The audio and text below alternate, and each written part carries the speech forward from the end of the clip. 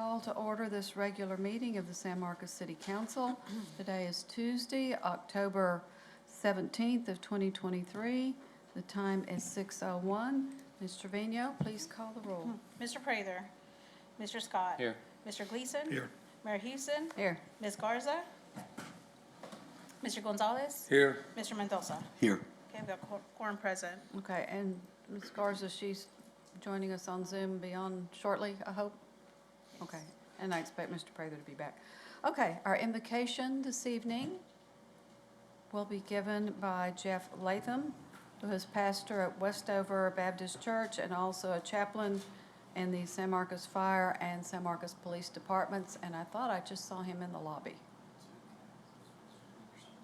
Mayor, we haven't seen him. I sent him a Okay. text and have not heard back yet. Okay, all right, I just saw somebody go through him from the back, I thought it was him.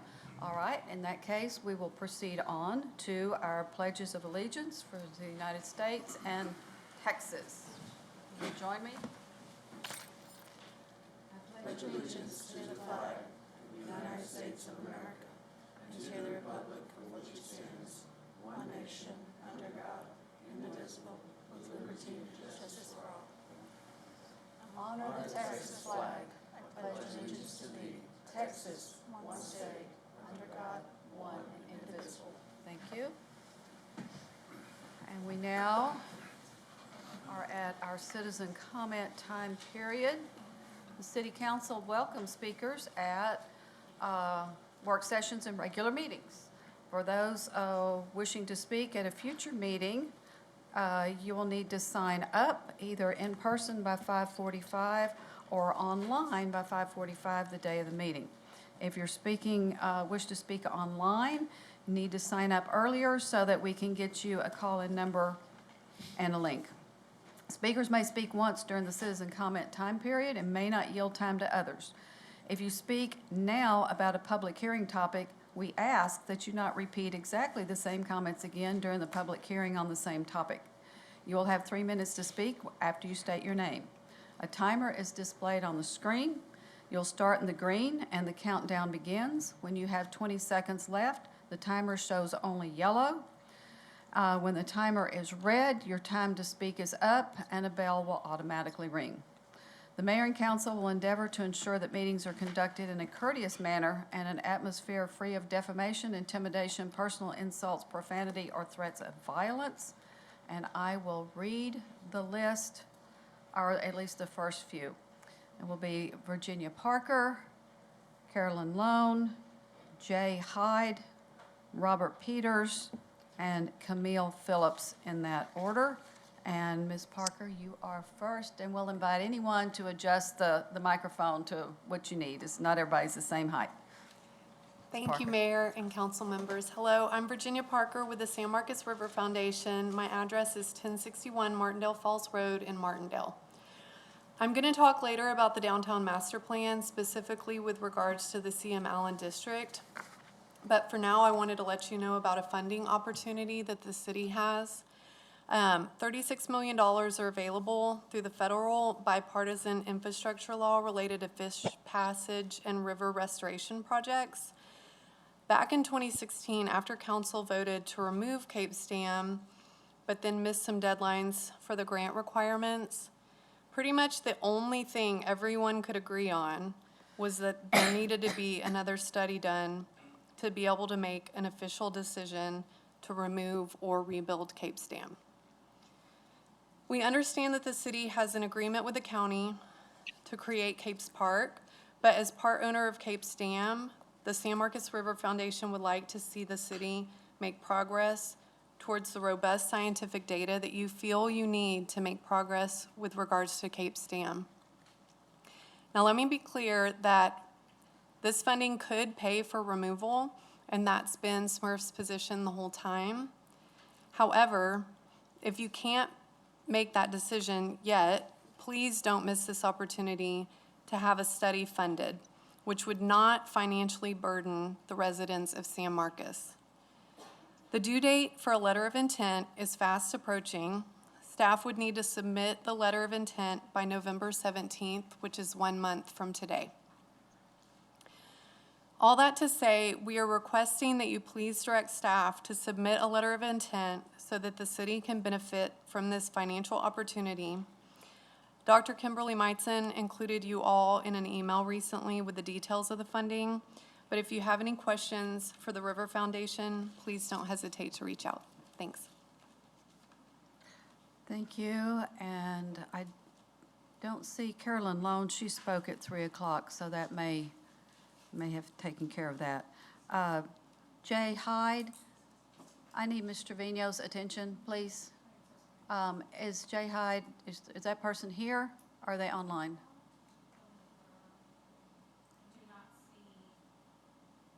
I'll circle back.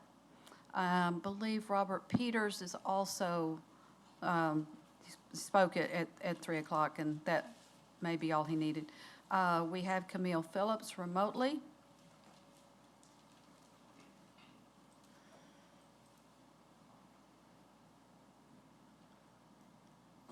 Do we have Ms. Phillips? Okay. I'm here. All right. The I'm here. Next 3 minutes are yours. Good evening. My name is Camille Phillips. My address is P.O. Box 172, San Marcos, Texas. Can y'all hear me? Yes. Okay. I'm here by Zoom about the Downtown Area Plan Plus. My citizen comment covers 3 topics. First, please vote for option 2, CM Allen Green Space District in the Downtown Area Plan Plus. CM Allen is the street next to the river. This green space district would have flood mitigation features. Option 2 is a vision of a town with less flooding. The other 2 options suggest big buildings on CM Allen. If we concrete over CM Allen, we will make flooding worse. The Activity Center could flood, as it nearly did in October 2015. The library could flood. Rio Vista could flood. The flooding in Victory Gardens and Blanco Gardens could be severe. By the way, if big apartment complexes were built on CM Allen, would they be affordable for low-income people? I doubt it. Second, we need to have testing done on the land close to the river. Is there stable soil or unstable Del Rio clay under CM Allen and under other areas near the river? Are there springs or caves? The local apartment complex is at 210 North Edward Gary by the yellow gas station. Does the local have a visible crack in it because the soil underneath it is shifting? Do y'all remember the water in the local's underground garage when it was being built? And third, in April 2023, the city published a spreadsheet titled Multifamily Status Report. It showed 30 apartment complexes now under construction. They have 10,116 bedrooms. Their construction value is $655,129,114. The second page of the spreadsheet lists completed apartment complexes completed since 2012. It has 43 complexes. They have 16,587 bedrooms, and their value is $667,575,391. We do not need to concrete over CM Allen for more apartments. Please vote for option 2, CM Allen Green Space District. Thank you. All right, and our next folks who will be speaking in this order are Ms. Capoletta, who will be joining us online, Tyler Hartwick, Corinna Pinales, Sarah Lone, Billy Ray Callahan, Eric West, Nancy Moore, and Eno Cantu. Ms. Capoletta is next. Good evening, my name is LMC. Let them eat cold caldo. They're not outraged by the $88,000 spent on a compensation study city staff buried in a budget item to document their desire and their lust for more money and raises. They don't question this fact that the city manager, who has an HR background, has no paperwork for Shannon Mattingly to sign when she leaves our community and then does her bidding for a developer building a high-rise or desiring to build a high-rise near a pre-existing neighborhood with no buffer. They're not outraged by the $4.4 million in city staff raises as a result of that compensation study, nor are they outraged by the $400,000 that you're awarding Greater Partnership San Marcos has a track record of bringing in companies that are deleterious to the environment, including the river, where we have a third of it coming from the general fund, a third of it from the electrical fund, and the wastewater. They're pissed off about Cold Caldo. The city manager tells us it's a difficult decision to raise the taxes and the water rates while she's getting a $10,000 raise, while the rest of us, some people in my community are out of jobs. But they're still pissed off about the Cold Caldo. The highest paid individuals in this community are really happy about the hot summer and how that increases the ability for them to bring money into the utility fund.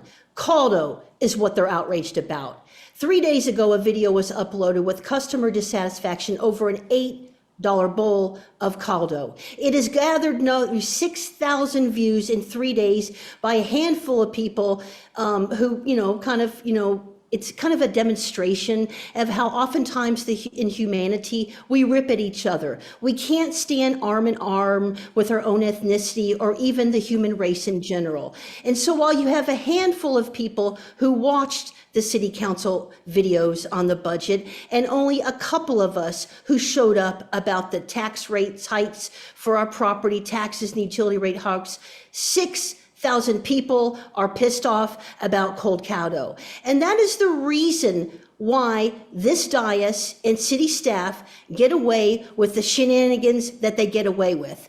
Camille Phillips is talking about a flood, and I personally know that you guys are not ready for the next winter storm, nor are you ready for the next flood. You don't have emergency generators or places for people to keep warm. You don't have an evacuation plan in case Victory Gardens has a toxic waste spill, and you dang tootin' aren't having anything on your agenda when it comes to the world global situation in which the national press is now warning us of danger on the horizon. Cold Caldo is what this community is pissed off about, not all the other, the inadequacies of city leadership. Thank you for, and by the way, would it have hurt one of you just to step up and say a prayer tonight? Thank you for your time, and God bless San Marcos. Our next speaker is Tyler Hartwick. If you will go to the microphone, please. Yeah, of course. Thank you. And we'll need you to state your name. You've got 3 minutes, and you can tell from the bar up here when you'll be almost out. Gotcha. Hi, everyone. My name is Tyler Hartwick. My argument is not as clear-cut, but regarding the CM Allen development, I've identified here on this, you can't see it from here, on this map here, I've identified a few places that are underused, I'd call them, just vacant lots downtown, parking spaces, places that house large development that doesn't have a lot of people. These are areas I believe would be better suited for maybe an apartment complex, a parking garage, or just high-intensity development areas that aren't along our river. I know a lot of people in this community care about our river and the health of it. When there are less people on the river, the river's healthier. Putting more high-traffic areas in that region, creating more pollution, etc., isn't really healthy for our waterways. I feel like there are better places downtown that we can do this, and not specifically in that region. Maybe we could put like an amphitheater in that area, turn it into park space, create third places for our residents to go to that aren't just, we have places along the river, but, more places. People like to go downtown. Families want to go downtown. I know people complain about there not being enough family places downtown. Maybe we could put more park space in. It could be, I don't know. I feel like it'd be better. But, thank you. Vote option 2, please. Corinna Pinales.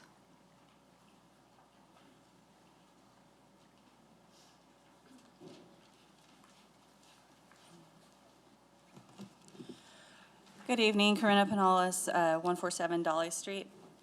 Good evening, members of City Council. I am wearing my hat today as the president of our Downtown Association. I wanted to address the recent development regarding that pertains to our downtown plan, item number 15. This matter has given rise to significant concerns within our downtown, and I firmly believe it's critical for us to express these concerns and means to reestablish trust in our planning procedures. The downtown plan has been a topic of discussion at the Planning and Zoning Committee 5 times throughout February, March, and this past summer. None of which we could find the discussed item number 15 that is presented today the way that it was to where we could understand what was being discussed. I took some time personally to give notes towards the downtown plan as along with other stakeholders, spent countless hours. My concerns really are not about what's being presented today. It was more or less how the amendment and resolution that came together. I don't really understand how that came together the way it did, but I don't fully disagree with what's being recommended. The desired approach and intentions of the amendment, as I understand it, was a little confusing, and the issue that we speak on is how it was formed from the subcommittee, and the downtown stakeholders were not really included in that discussion.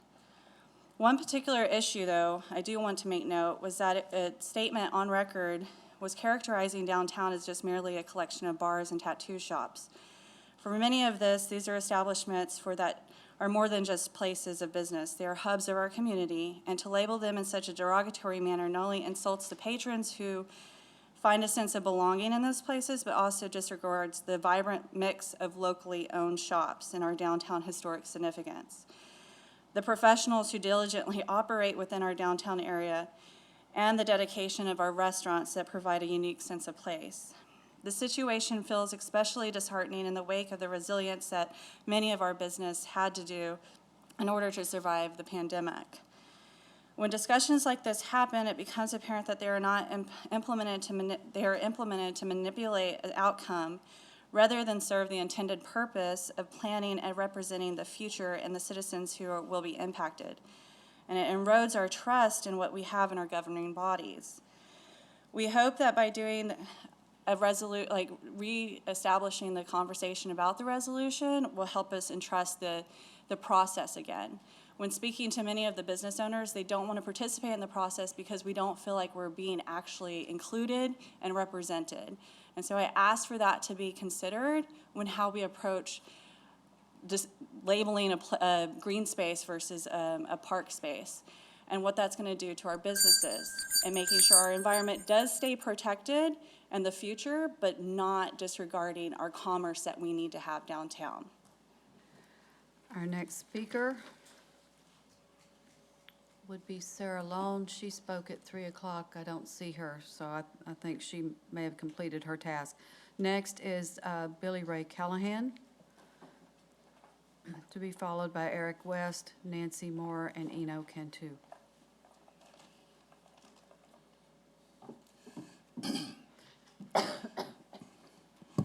Hello, my name is Billy Ray Callahan. I live at 740 Center Street here in San Marcos. And this statement is for Jane Houston and the City Council. It is written in the Holy Scriptures that he or she who seek first the kingdom of heaven, all other things shall be added unto thee who believeth in me. Such a person went by the name of Harvey Miller. His 3 contributions to San Marcos, Texas is number 1, he was responsible for the Crossroad Memorial Monument located at LBJ and Martin Luther King. His second contribution was that he was a member of the Dunbar Political Action Committee at the time when Martin Luther King was assassinated in 1968. Their motto is, everyone has the right to vote. Number 3, he was also the Dunbar Heritage Association that was erected in 1999. His followers are Lila Knight, historian, Debbie Austin, historian, and their mentor, Kate Johnson. And these contributions were made in San Marcos, Texas. Now, as I mentioned at the September 26th Historical Preservation Commission meeting, the Planning and Zone Commission, is that I too have a vision for San Marcos, Texas. Unfortunately, I don't have the time to tell you what it is, that it only addresses 3 buildings: the Dunbar Recreation Center, the Home Economic Building, and my building that I'm living in, San Marcos, Texas. 740 Center Street here in San Marcos, Texas. And I wish for those buildings to be uniform in color, starting with the roof, which is metal, and the colors, which is yellow beige, white, and the base a reddish maroon. And as you go down to Center Street, you will see a vacant lot where the future location of the Jackson Chapel United Methodist Church, and our contractor is Mike Wills. And if Mike Wills somehow is having trouble coming up with the funding, which I suggest be given to him starting January 1st of next year, please give that to him. And finally, the Old First Baptist Church, which I would like to make a request to Mark Gleason, Saul Gonzalez, and Chief Sandwich, to give out a summit to this guy named Kirk, to bring him in this chamber so that he can address the following commissions of why that building cannot be restored or is still remaining in the same condition. Thank you. Our next speaker is Eric West.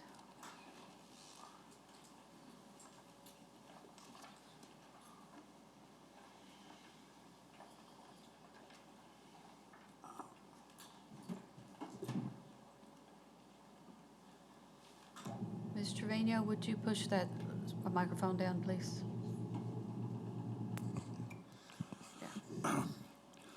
My name is Eric West. I live at 503 Springtown Way here in San Marcos. My concern is San Marcos, I've been working with this city for going on about 15 years now, with Cindy Conyers, who is no longer with the city, and Mandy Risky, who is now Cindy Conyers' replacement. Guys, we have to be ADA compliant. You have a large community here that are handicapped, and you're ignoring them. And pretty soon, like myself, we're going to get tired and we're going to ask the government to step in. I would much rather work with the city and avoid that, because the money that the federal government will assess against you could be used to fix your problems. But you have to listen to the handicapped community, and you're not. You were told over 10 years ago that Thorpe Lane is a real problem. You've ignored that. Cindy finally talked to the CIP department and got it on a CIP. Well, I went to a recent meeting that was about sidewalks, and let me tell you, I tried to get the other handicapped people that I got to go to the meeting 15 years ago to go to this sidewalk meeting. They absolutely refused because they said the city will not listen. And when I came into chamber today and had nowhere to sit, it proved my point, because I used to have a place to sit. Then you changed it and you forgot about wheelchairs. Coming up the ramp, it's overgrown. You forgot about wheelchairs. It's clear for people that walk. And when you exclude handicapped people, how do I get them to a meeting? Because I was the only one in that sidewalk meeting. There was nobody else. I was the only person from the public. So how do I convince them to come when all they see is no follow-through.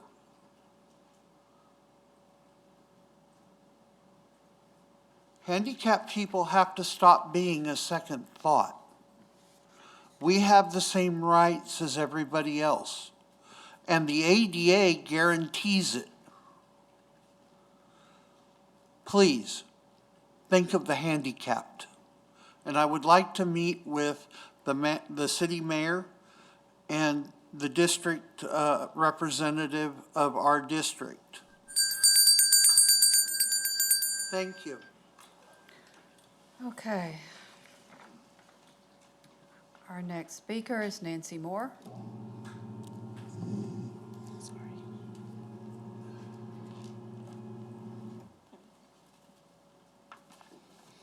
Hi, my name is Nancy Moore. I live at 15 Tanglewood in San Marcos. And I am I'm coming to you as fellow citizen that's excited about the potential of number 15 possibly being parkland or green space. I could not believe when the Planning and Zoning Commission voted for this vision. I mean, of course, it's got so many hurdles to jump through, but I don't know anyone in this community that would not get on the jumping course with you to help us find solutions. You know, our county we voted 79% of wanting the park, and I believe that wasn't that the Woods apartment when it was turned into the apartment. And I appreciate Jude Prather for voting against that becoming high-rise student housing. We don't need any more student housing. I come down LBJ and Sessoms. I turn there and I look up at the huge building. I don't know if you've seen it, where the students' housing is going to be.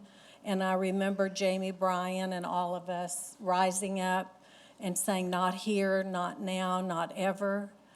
And it was going to be put across the street in that amazing little culvert that goes directly into our river. And citizens stopped it. And now it's put on the other side, so that's traffic, so much more traffic. I have a friend and her husband that rented a house here recently to see if they wanted to move to San Marcos. It's so beautiful, they thought. And they said, absolutely, we cannot move here because of our traffic, and that there's no places, feeder roads, that will take them anyplace else. So we get stuck.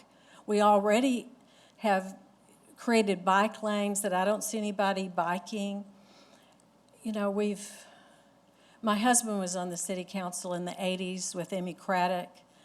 They didn't hesitate to call a moratorium until they understood what the traffic is going to be, how it's going to impact our community. We have got to come together and solve this, and please vote for number 2 in our vision for this area. Thank you. Next speaker is I-N-O Cantu. Is that person here? Okay.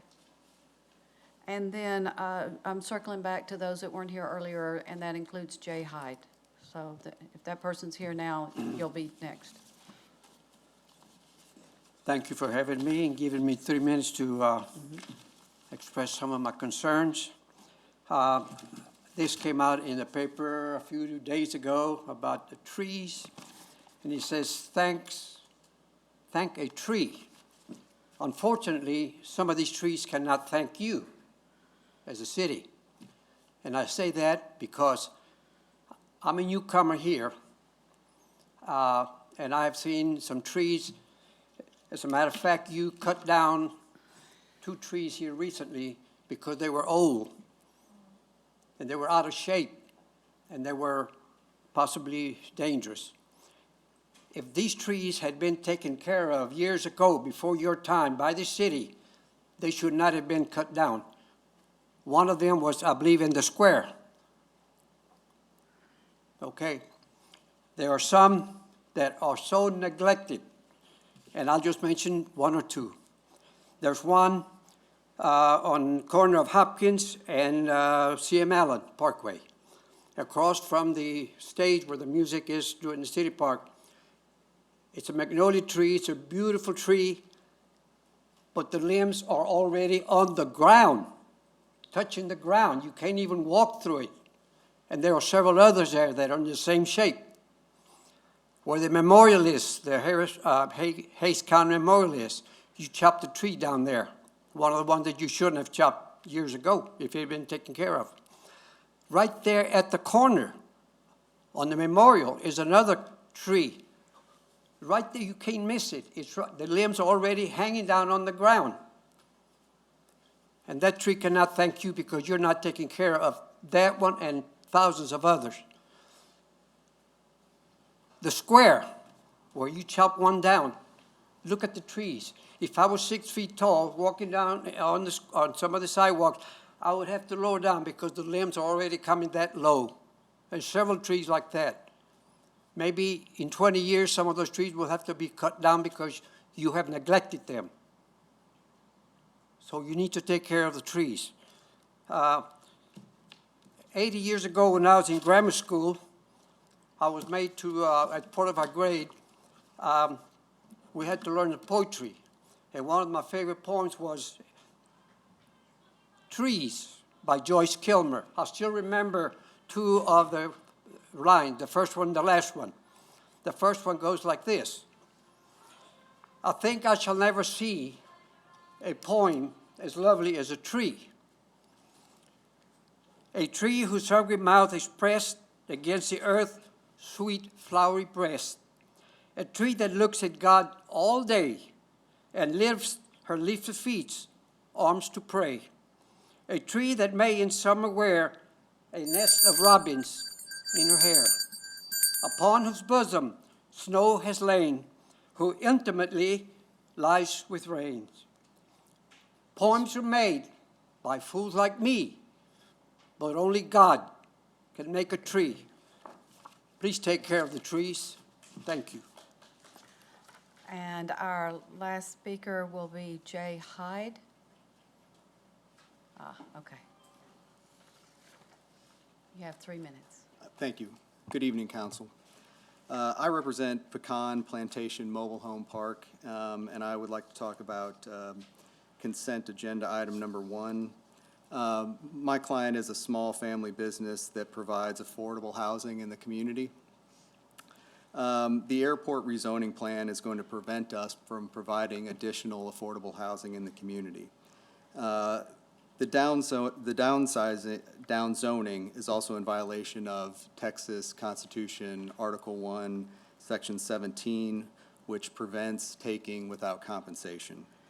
The downzoning will require commercial or industrial use, which will decrease the value of my client's property by over 40%.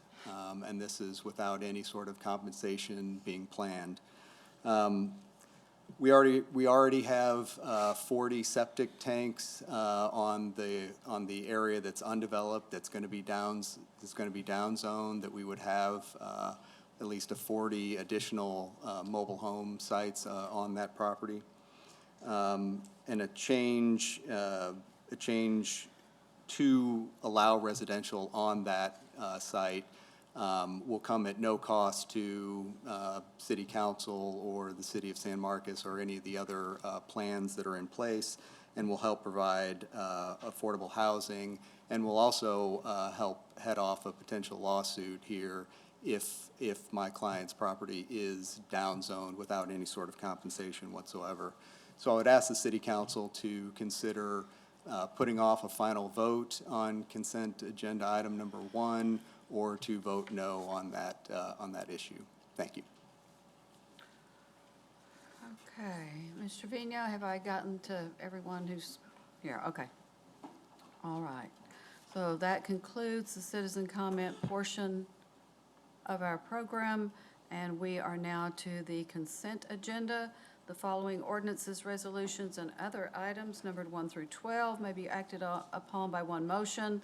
No separate discussion or action is necessary unless desired by a council member, in which case they will say they want to pull that one, and we will discuss those after our public hearing section. So, council, I'm looking to see if you have anything to pull. And after we have a moment or two to allow for that, then I'm looking for a motion regarding the consent agenda. Wait, let me just see, did you, Mr. Prather, did you have anything to pull from consent? Okay, I'm not hearing any. Okay, I'll now take the motion. Yes, a motion to approve. Oh, consent. no, I'm sorry. I was raising my hand. Hold on. Ms. Garza? I just had some questions on number 12. Okay, then we'll pull 12.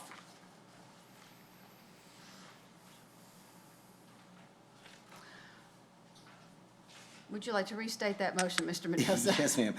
Motion to approve items 1 through 11 All right, on the on consent. okay, and I'm looking for a second. Second. I have a second by Mr. Prather, and so we'll be voting on consent items 1 through 11 when Ms. Trevino calls your name for the vote. Okay. Mr. Scott? Aye. Mr. Gleason? Aye. Mayor Houston? Aye. Ms. Garza? Let me see. Yeah, I guess. Thank you. Mr. Gonzalez? Aye. Mr. Mendoza? Aye. And Mr. Prather? Aye. Okay, the motion passes 7-0. Okay, we will move on to item 13, and we will do item 12 after our third public hearing, which is item 15. Ms. Trevino, would you read item 13, please? Hold a public hearing to receive comments for or against Resolution 2023-167R, approving the fare and service change policy for the San Marcos Public Transit Services per Section 5307, Small Urbanized Area Formula Grants Guidelines, and declare an effective date, and consider approval of Resolution 2023-160R. Motion to approve? Hold on, thank you, but it's a public hearing. Oh, I so thought we need to have did the 12. No, we're going to do, Oh. we do those after the All right. public hearing. Thank you. You did read 13, right? Okay, all right. So presentation, public hearing, and then I'll entertain a motion on item 13. Ms. Reyes, did you have anything on this one? Are we going? All right, please proceed. Perfect. Good evening, Mayor and Council. I'm Amy Cogdill. I'm the Transit Manager. Tonight, we are going to talk about the transit policy for fare increase and service change. Before we get started, I want to make it very clear that tonight's presentation and policy is not going to increase any fare or make any service changes. It's strictly what we would do if we have this in the future. So it kind of sets the procedure if we have anything. So why are we here tonight? So this policy is a federal requirement for federal transit funds. So we are going to hold a public hearing, and council will consider adoption to maintain grant compliance for the Federal Transit Administration. The policy adoption would implement fare free for local service and outline the process for future fare increases and major service changes in transit. Next slide. Okay, so we will talk about the fare increase and service changes first. So the policy outlines the process to implement fare increases or major service changes. So this outlines what we will do if we have any future proposals for changes. Major service change is defined as a reduction of 25% or more of service hours or any miles for any bus route. And all fare increases or major service changes will require a public hearing. So again, if there's any changes, staff will be back here and hold a public hearing to receive input from our community of any changes that we're proposing at the time. Next slide. So now we're going to talk about fare free. So in March of 2020, our system actually moved to a fare free system for local routes, so our fixed route and paratransit service due to COVID, so to stop the spread of COVID for our bus riders and our drivers. In September of 2020, council actually approved fare free for local service with the adoption of the San Marcos Transit Plan. Currently, we're still operating under a fare-free service due to COVID, but the policy actually implements that fare-free service, so we're not operating under COVID anymore. It just makes it fare-free. So with that, staff recommends the approval of this item, and Mayor, if it's appropriate, I'd like to turn it over to you to host the public hearing, and then I'm available for any questions. Thank you. Yeah, don't go far. All right, I will open the public hearing on item 13. Is there anyone in chambers wishing to speak on this item, for, against, or about? If you would approach the podium, could give us your name and your address, and you have 3 minutes.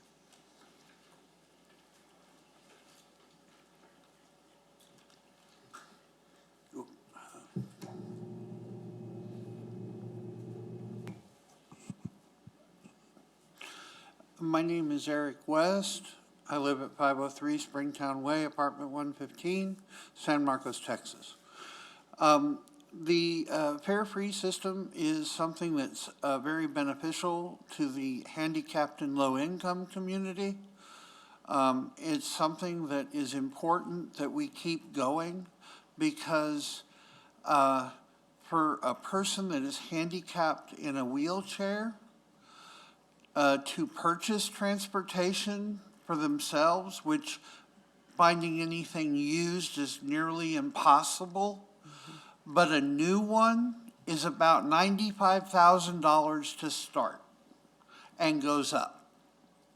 So buying a car for low income that's wheelchair bound, pretty much impossible. So I would appreciate if we could keep this program going. Thank you for your time. Okay, is there anyone else in chambers or in the lobby who wishes to speak on this item? If not, Ms. Trevino, is Ms. Capoletta on? Okay.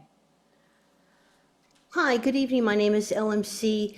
I'm not sure understanding why you guys are not making Texas State pay for all the transportation. They're the ones who are mainly using it, and I think this would offset the concerns that this gentleman has. You guys apparently are trying to pass infrastructure with developments with connectability of bus stops, which most of us know your buses are barely empty. Right? So I'm against having the bus infrastructure to begin with. But if this man is telling you that disabled people need these buses, then it seems like you have an equity issue over there at City Hall and someone's not doing her job. One man is talking about tree killing, which is something I've been talking about for years. And he read a beautiful poem, which is one of my favorites. And I fought for years for that arborist. And on her watch, there's been more tree killing than anybody could have ever imagined. I thought there would be tree saving and victories in tree preservation, but all we got going around here is tree killing. Then you have the same gentleman who expresses his concerns about ADA, who's talking about sidewalks. Sir, you don't get it. The only place they want to put sidewalks is neighborhoods that don't need sidewalks. They want to take land, which they claim is right away, and they know that the citizens can't navigate this, which is another equity issue, which someone's sleeping on the job. And instead of putting sidewalks where we need sidewalks, they don't care, they don't listen. There is a dog dead right now in my neighborhood because of that speed bump. And I've been warning you guys for years about that quote unquote speed bump. And it's come to my attention that, and I'm gonna show you guys, well, actually, as I'm navigating, let me find the photo here. Whoops. Dang it. Well, I'm going to keep talking. I'm going to put it up in the next speech and you could see it. The speed bump in the middle of my block is all scuffed up to the point that the school bus, the reason why they built the sidewalk on my street, he was going so fast, he hit the middle because they all drive down the middle because the speed bump should have never been installed on my block. And it's very, very high. And for them to avoid, and you guys have known this for 3 years and you've ignored me. The school bus was going so fast, the medallion on the bottom of the school bus fell off. So the very sidewalk you put in my yard for a school bus stop. The school bus driver is speeding so fast, when he hits the middle of the medium, it falls off. And there's a dead dog on my block now because of that medium. And the same woman goes down every day and she speeds. It wasn't enough for her to kill a dog that's older than some of the people in the chambers, but she's got to keep doing it. Your city staff don't care. No amount of Dream San Marcos, it's just one more flavor of the month. One more reason for us to hire more city staff. One more initiative to justify their jobs. One more outreach campaign. At the end of the day, you're not listening to the citizens, and that's shameful. Thank you for your time, and God bless San Marcos. Public hearing is now closed, and I Motion to am approve. looking for a motion. I have a motion from Mr. Gleason and a second from Mr. Prather. Council discussion. Thank you, Ms. Cogdill, for a really good presentation. And if there's no questions, we will vote. Mr. Gleason? Aye. Mayor Houston? Aye. Ms. Garza? Thank you. Mr. Aye. Gonzalez? Thank you. Aye. Mr. Mendoza? Aye. Mr. Prather? Aye. And Mr. Scott? Aye. Motion passes 7-0. All right, and we are now to item 14. Okay, receive staff presentation, hold a public hearing to receive comments for or against ordinance 2023-79, adopting the Vision SMTX Comprehensive Plan as a comprehensive plan of the city of San Marcos, adopting the preferred scenario map therein as a future land use map of the city, repealing prior ordinances which adopted and amended the previous comprehensive plan, Vision San Marcos, A River Runs Through Us, and the associated preferred scenario map designations, and providing new associated designations from the preferred scenario map, including procedural provisions, and providing effective date, and consider approval of ordinance 2023-79 on the first of two readings. Presentation, Ms. Hernandez. Good evening, Mayor and Council. Amanda Hernandez, Director of Planning and Development Services. I'm giving Andrea a little break this evening and taking the comp plan presentation for her. The first couple of slides you've seen before, and that is our process for how we got to where we are today, which is the first public hearing of the second public hearing, first reading of the ordinance for the comprehensive plan update. Hayden, if you can skip 2 slides. We are now at the point where we need to start thinking about how this comprehensive plan is going to be implemented once we get it approved. So we are looking at one of the biggest changes between our current plan and the proposed plan, which is that we are going from 5 intensity zones to about 10 place types. And if you'll go to the next slide, Hayden, we'll see table 4.1, which shows those 5 columns from the current preferred scenario map and how our zoning districts relate to those intensity zones. And all of our zoning districts are classified into those 4 categories, which are conventional residential, neighborhood density districts, character districts, and special districts. Next slide. Can we see it? Take the people off, I can read it. Well, there are 4 district classifications. We actually have 22 zoning districts. And staff went through and analyzed these zoning districts, paying very close attention to the allowable uses, whether single-family, multifamily, commercial, industrial, and the density. And we created on the next slide the equivalency table. And all of these were provided in your packet at full size. And unlike the current table 4.1, which only has 5 columns and 4 rows, we're actually proposing 22 rows, 1 row for each of our zoning districts. And this new zoning equivalency table is actually very conservative on the neighborhood low existing side, where we're only allowing those single-family residential districts. And then you can kind of see the gradient as it goes down to our employment centers. Next slide. Just for clarity, we pulled out the legend or the key for that table where it says C, it's consider, C with a star is referring to another table, and P not preferred. And for ease of reading in the packet, we put the dashes for preferred scenario, but we would put the PSA in there once we get this into our code in the future. And these are things that you see on our current table 4.1. So we tried to stay consistent as we could with that new table. We have a new zoning district that we haven't seen much of, which is planning area district. And if we can go to the next slide, please. The planning area district also refers to the preferred scenario intensity zone. So again, you kind of see the employment center, high, medium, and low.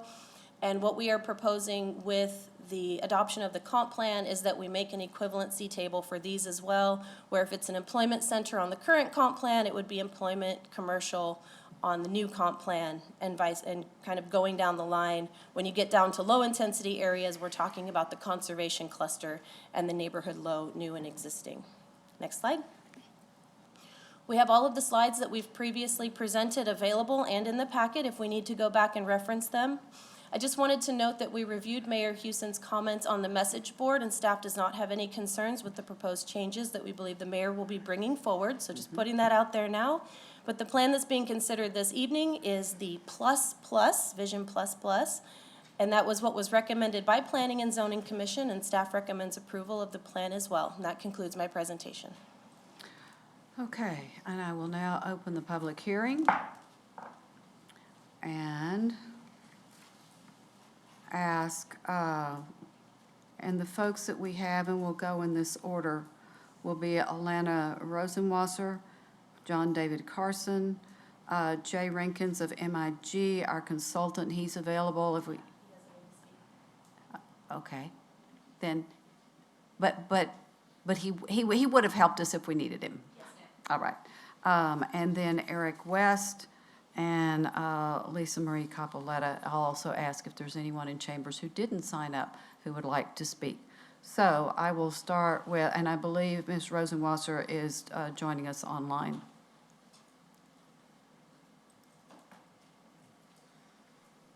Hi, I can't start my video because the host won't allow it. Okay, but your 3 minutes will start now. All right.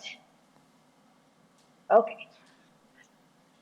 So, hi, my name is Elena Rosenwasser. I live at 818 Perkins Street. Many of you know me or have seen me before. I really appreciated the effort that went into getting community input into forming the master plan, the original master plan, I should say. It saddens me how all this effort went into getting input from the community, and then a lot of that was destroyed when it went to planning and zoning. This is an unelected board that I personally don't think currently represents our community very well in terms of, well, many different demographics. And so when you go through all this effort to get community input and then it gets thrown out in planning and zoning, I mean, it just seems like a shame to me. I do prefer the original SMTX vision to the plus or the plus, sorry to say. So I guess that's my main point is I feel like a lot of the community input got thrown out and disregarded through the almost year-long wait for it to get through planning and zoning. And I'll cede the rest of my time. Okay, our next speaker is John David Carson. Hello, Mayor and Council. My name is John David Carson. I live at 1905 Dutton Drive, B2 here in San Marcos. I've actively participated in most public planning processes here in San Marcos for nearly 15 years. While I was not very involved in the comp plan process, I know how much time staff, the volunteers on the steering and stakeholder committee, and others spent on the development of the original document. I have read the plan produced by the public and the changes to it produced by the rewrite committee. There is a good planning in the publicly derived document, but there are also elements like the second city proposal, which I have concerns with. But overall, it is the public's document, and the original document is the one you should adopt. When I learned there was a shadow process to rewrite large portions of the public's comp plan and market it as a plus plan signifying enhancement, I was concerned. When I read the committee's modified document, my fears were confirmed. It is much more about removing vision from the plan than adding it. I think you should be concerned too. To start with, I think you should be concerned with the composition of the rewrite committee. San Marcos is an exceptionally young and diverse community. While each passing year gives me more appreciation for the wisdom of experience, Consider the composition of this rewrite committee. It is neither young nor diverse, but more importantly, it represents a very narrow perspective. Their changes lean heavily towards preserving their areas exactly as they are, even preventing improvements, while forsaking undeveloped lands out east and committing them to a failed suburban model. For a rapidly growing city like San Marcos, the rewrite's changes are dangerous and unintentionally cruel to those that have to live with that sort of future. Mine and younger generations are facing down climate change and slowly waking up to the disastrous land planning failures of the past several decades that have isolated people, locked them into their cars, eroded public health and the health of the environment. We desperately need vision for a different future, not a group trying to maintain and scale a failing status quo. There are far too many proposed changes by the Rewrite Committee for Council to try and work through, and certainly more than anyone could address in 3 minutes. Don't take the bait of trying to adjudicate all those notable changes from the dais. Instead, I encourage you to honor the work of the community, to set aside the subversive rewrite, and adopt the public's original plan. Thank you. Our next speaker is Eric West. Is he still here? Does anybody see him in the lobby? Okay. Is there anyone in chambers who wishes to speak? If you would, line up over there behind the podium and go ahead. Go ahead and pull that microphone down. There you go. Thank you. My name is Linda Coker. I live at 153 Tallow Trail. I am chair of the Hays County Historical Commission, serve on the Hays County Certified Local Government Committee, and have been on the board of the Heritage Association of San Marcos for many years, currently serving as immediate past president and Preservation Advocacy Committee chair. I am also a member of Preservation Texas. It's easy to see what matters to me, but I'm actually here as a citizen. I had the honor of serving on both the Vision SMTX Comprehensive Plan and the Downtown Area Plan. Both are so complex, but I do have one point that I want to hit with the Vision SMTX. I live out in Cottonwood Creek, and I have to say I'm excited by the prospect of the second city center. My not-so-secret dream is, of course, an HEB. I am glad that the plan answers a lot of issues with the city's 7 historic areas and the environmentally sensitive areas such as Purgatory Creek. But I would be remiss if I didn't remind everyone that the Second City Center does include an incredible, often overlooked part of our history known as the historic El Camino Real de los Tejas. This National Historic Trail stretches from the Rio Grande to Natchitoches, Louisiana. It was a path forged by migrating animals, then followed by indigenous tribes, Spanish explorers, Mexican settlers moving north, and Anglos moving south. It was also part of a little unknown underground railroad that was actually Texas slaves moving to Mexico. For thousands of years, this road has shaped our history. The old Bastrop Highway was a major artery of this road that leads through South Hays County, with an upper branch that follows Hunter Road past our courthouse and down Post Road. It is vitally important that the significance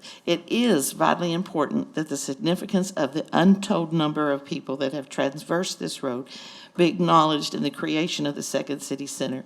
In meetings, we talked about many parks along a walking trail with informational signs about the road, along with numerous other ideas.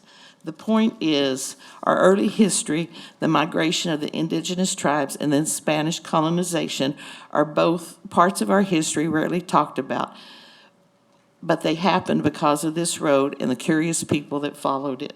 Please keep this in mind when the serious planning starts. Thank you.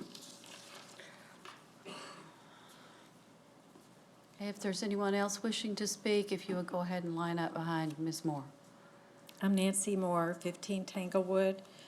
I was on the Vision San Marcos, the river runs through us, and it was exciting. I believe it was like one of the first times that the city hired another group of people outside of the city to come in and to lead like a rodeo roundup or to bring us all together and to come up with our visions.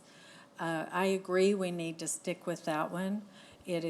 It's still pertinent. I think think we have lost a lot of trust with what's happening. I think for me, when we first started changing the way we created our zoning, like single family, it's like when Jim Noose came in and all that zoning started changing, we started getting confused. And then the more we tried to get involved with our city, the more we realized that we wrote all our suggestions down, and a lot of them did not get integrated with the city, and we didn't see the final tallies of how many voted for this or how many voted for that. So I'm just asking you to continue or to promote or to agree with the vision, San Marcos. A river runs through us. Thank you. Okay, not seeing anyone else in chambers. Ms. Capoletta? I'm sorry. Oh, I just made it. Go right ahead. Thank you. Rosalie Ray, 201 Ridgewood. I was here at the last hearing, and Mayor, you mentioned that you weren't sure why people thought that the plan was watered down. And I am excited to hear your edits and how you're going to address it, but I have two concrete suggestions. One is there is a recommendation to help make sure that many San Marcos residents can access their neighborhood centers in 15 minutes. And usually when you do that, it is by walking, biking, or taking transit. But the revisions to the plan added by vehicle. And if we have a metric that says 15 minutes and it includes vehicle trips, we don't have a metric because San Marcos residents can access, who have a car, can access their neighborhood centers within 15 minutes already. And so if we are aiming to have a plan that we will aspire to and that we will achieve, I would recommend just removing the vehicle trips from that. And the other piece actually affects me as a homeowner. The neighborhood existing, as it is written in the current plan, they removed multiplexes from the possible use. And the problem is that no longer reflects the existing single-family-ish neighborhoods of San Marcos. We have townhomes and multiplexes in our existing neighborhoods. So if you pass this, I believe my house will no longer be in conformance with the comprehensive plan, even though it's been there since 1984. So if you could just add those uses that were there back in, the townhomes, multiplexes, and duplexes, because those are in our existing neighborhoods, and make the 15-minute metric actually be something we can aspire to, that would really go a long way to not watering down the plan. Thanks so much. Now, Ms. Capoletta. Hey y'all, I'm LMC. As you can see, here's the school bus thing from him driving so fast over a speed bump that he hit it and it fell off, and city staff refused to listen, and that's been the theme tonight from the citizenry. 15-minute cities are the result of full-on riots in Europe, so I would encourage you right now to get your little fingers out on your keyboard and do a little Google search. The theme for tonight is citizens are not being heard. $500,000 is what was spent on the master plan, and yes, it was a rodeo with a big clown at the ringleader. The devil is in the details. The process was not transparent. A committee was ignored. Focus groups steeped in new urbanism ideology. Death knell to this community. Those with deep financial pocket interest cherry-pick comments of community input, worse than cold caldo. The community input has been provided for years at public hearings, letters to the editor, citizen comment speeches. She says staff does not have any issue. We, the people, do. We, the committee, have an issue. The community has been told that the pluses and the minuses, but they're actually the minuses, and the city staff are not being transparent why we have the plus plus. The gerrymandered parcel of land where they want to build a high-rise with no buffer that city staff knew about. This was never discussed with the comprehensive plan. In fact, we never even, all of our comments on those documents and in those meetings were ignored. You have a lot of people who are very upset. We want dream sessions for equity in this community. That's going to be the new initiative. Yet code after code, master plan after master plan, workshop after workshop, speech after speech, we are ignored for deep pockets and new urbanism ideology in 15-minute cities, which result in gentrification and line the deep pockets of those with their own bent to continue to put their boot on the neck of the working class in this community. Flavor of the month will be the dream sessions, so city staff can justify a job, open up maybe an assistantship, provide additional outreach, which is all going to be cherry-picked, which is worse than cold caldo. You guys should come clean about the concerns that those of us who are historical preservationists and those of us who love trees and those of us who love the river. And some of them are taking the bait. They're showing up about one little change that's upsetting some people, and I can understand why some of the developers are pissed off. I kind of agree with them because I'm very anti-eminent domain. But see, the public only cares about cold caldo. They don't have the bandwidth to read the document. And when we do have the bandwidth, someone like me, city staff take it, they get a piece of paper, they rip it up, they delete it, and they put in there what they want. I'm really glad city staff agree with it, but we don't. Thank you for your time, and God bless San Marcos. And I will close the public hearing, and I await a motion on the comp plan. Motion to approve. Motion from Mr. Gleason. Is there a second? I'll second it. Okay. Council, I will ask you if you have any questions, but I've got a couple of pages of information that I want to present. Comments that have made at P&Z public hearings and ours. I was on the comp plan committee, and I only missed the last meeting, and it did because it overlapped with the parking advisory board. I don't think the comp plan committee saw the final document, and they didn't vote on it, because I think there was more work done after that. The comp plan committee was 23 people. There were 70 on the focus group list that's in the acknowledgements, and I forget how many comments, but many, many thousands, that because staff did such great outreach and went to the neighborhoods and had a number of opportunities for people to provide input. So I started reading it after it was released in February, and I was concerned, and I was going to look to ensure existing neighborhood protection. So I asked the people who are on P&Z and the comp plan if they would like to discuss, and then I asked Chair Garber to join us in his role as Chair of the Planning and Zoning Commission, and this committee was approved by the Planning and Zoning Commission. We met multiple times, had questions and amendments to suggest. All of those were presented to the Planning and Zoning Commission. I'm not going to go into that list because it's in this packet and it was in the last one. There have been some not nice accusations as to why the mayor was working on it before it came to the council. What I wanted to do was to work with folks, make sure it was not just my voice, check with other people. I also wanted the list to be out there for the Planning and Zoning Commission process so that all of these would be public. I could have held these in my back pocket, brought them in on second reading, see which ones what council might be in agreement with. Maybe some, I don't know. But we got all of that out, and the public has commented on it. And that's fine. That was the idea. I do want to note that the plan was written by consultants who don't live in our community. And during our review, we found some errors and some items that we felt should be stated in a different way.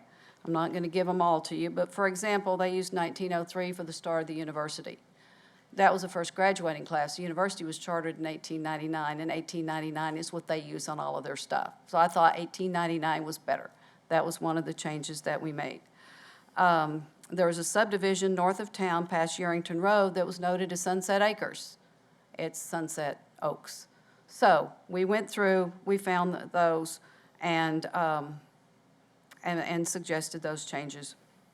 One of the major changes that we were concerned about was we thought we should split the place type neighborhood low into neighborhood low existing and neighborhood low new. As has been stated on the dais by Planning and Zoning Commission and City Council, we want to protect existing neighborhoods. However, pretty much any type of housing, including cottage courts and some of the others, would be fine in new neighborhoods. So we wanted to determine what we wanted in existing and what would be fine in new neighborhoods. So we thought that when we met with staff, we tried a different method of making the distinction, and it didn't turn out as we expected. And the P&Z was concerned enough about it that they held a special workshop on the topic, and what ended up from that is splitting neighborhood low into existing and new, as you see in the draft plan tonight. Another proposed change was to address the city center terminology, just the name, not the concept, because I was hearing a lot of negativity about it from people in the downtown area. They were concerned that that would be detrimental to them. The previous term was East Village, so we proposed that, and that was accepted. There are many more changes. If anybody wants to call me, I'll be happy to discuss any of those with you. The other thing about the plan is it seemed to be written to be used the day after it's approved. And we're looking at this plan to be around for 5 years. And so if someone was looking at the plan 2-3 years from now, there were some things that we just needed that the date of that data was the year of the report, or maybe even before, because we've been working on this for a long time. So that was part of it. For example, there were fiscal considerations for each place type. They had dollars in them. And we thought, oh, I don't think that's going to be what we need to do. However, what the staff did with our suggestion is they made the information generic. The information that's in there now is good. And so I'm totally good with it, and I thank y'all for the changes that you made. But I did hear about the rumble about they watered it down, which I did not understand because that was not our intent. So I finally got one person who had said that a couple of times, and I just said, and she's really smart, so, you know, I really wanted her opinion, and I was asking her what was the deal. And she said it was changing objectives to considerations. And when I went back through and I looked at it, I agreed with her. What we had run into was that the number of things that were originally entitled objectives weren't stated in the right format for an objective. For example, under transportation, an objective was listed was congestion. I don't think congestion is an objective. Less congestion, maybe, but not congestion. The number of miles of continuous pedestrian and bike infrastructure. I think this is one we want to increase. And then there were crashes and injuries. That's certainly something we want to be concerned about, but we did not add, didn't want more. So there were two options: change them to be real objectives, or change the title objectives to considerations. At the time, I would rather that we had gone through the whole list and made them real objectives, but for reasons I won't go into, we changed them to considerations.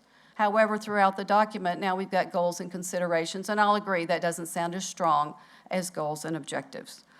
Now, what's going to happen in the metrics, that was going to stay the same. It was mainly that's fine, but mainly it was the title.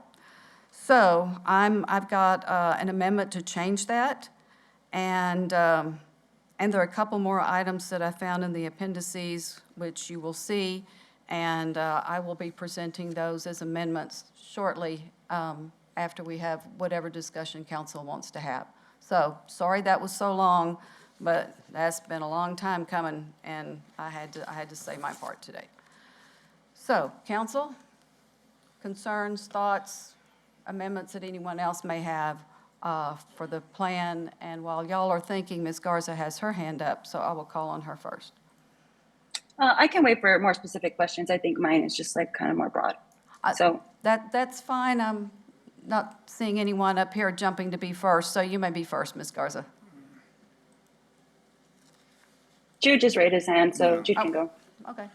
So from the multi-year process and the dozens of citizens that spent enormous amounts of time, effort to get this, this plan that we're looking at, how much was changed with these edits?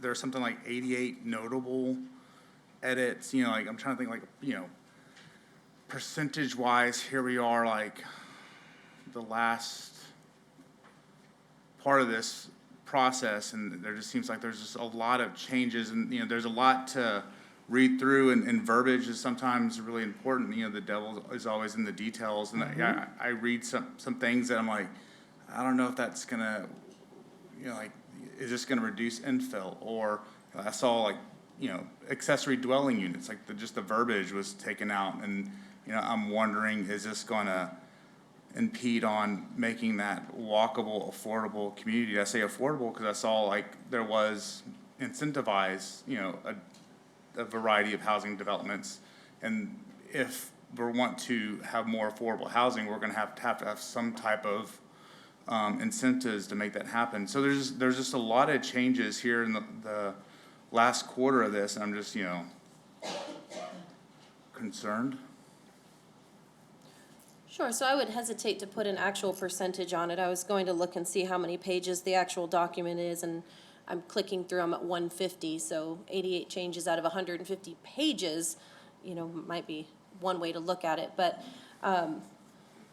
there was a lot to your question there, but that was the main part of your question. I would say that, you know, as we went through, the one thing that we really wanted to do from a staff perspective is to make sure that we were transparent. So ever since we got that list from the subcommittee, the Planning and Zoning Commission subcommittee, we made sure that they were all out for the public to see, and we provided the before and the after with the red lines, just to show what those changes were. And I think you heard this evening a couple of them that might be concerning from some of the community or the committee members, but the majority, we felt like even if they were a notable change, for example, was adding a definition that wasn't already in the plan.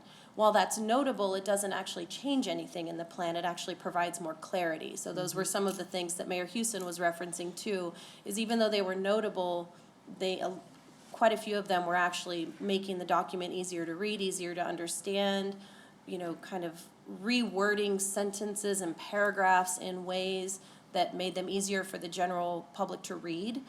We write in technical planning terms way too often, so it's easy for us to go down that rabbit hole, and having other eyes on the plan is always important for us.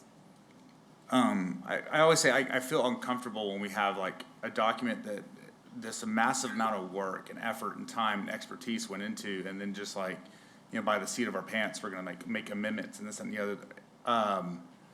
I can assure you it's not by the seat of our Well- pants, and these have been out for months.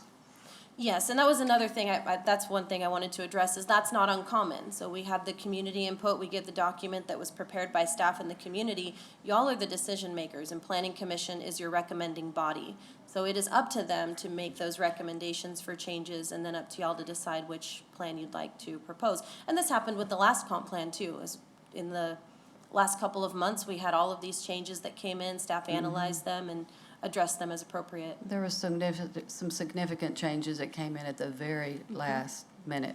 Yes. But here's what, I'll say this, turn it back to you. I don't know how many people had to mention something at one of your many events for that to get into the plan. I don't know if there were things that maybe only one person mentioned it, but it was such a darn good idea, you know, that you put it in there. And how many times it might be several people mentioned something that maybe y'all thought just wasn't doable or didn't fit into the plan, and maybe it didn't. So I don't know what those are. I don't know what didn't make it into the plan, and I'm not asking you about that. I don't know exactly how all that got done in the first place, or how many people it took to put something in the plan. So I'll just lay that out. And another thing I always say is about, you know, respecting the process, and you know, the process, we had, you know, staff, citizens come up with this plan. It did go to the Planning and Zoning Commission with these amendments, and I'm seeing this, they did, I guess, vote 8-0 to approve it with amendments. Is that correct? Am I reading that correctly? Yes. Sorry, I was looking at Andrea because I didn't have that page pulled up on my screen. And I'm sure they spent, as part of that effort, time, expertise, the vetting of the process and the final product. Yeah, so we did go to the extent of having a workshop because we had one topic that we just couldn't, get worked out at the dais. So we went aside, had a workshop specifically for, and it was the place types on the preferred scenario map. So we could have those conversations, in a more relaxed setting and be able to have conversations instead of kind of this back and forth that we have at public hearings. So we did. That was a good idea. Spend a lot of time with the Planning and Zoning Commission, really to make sure that they had a plan that they were comfortable recommending to y'all, because that's their responsibility on that commission. Yeah.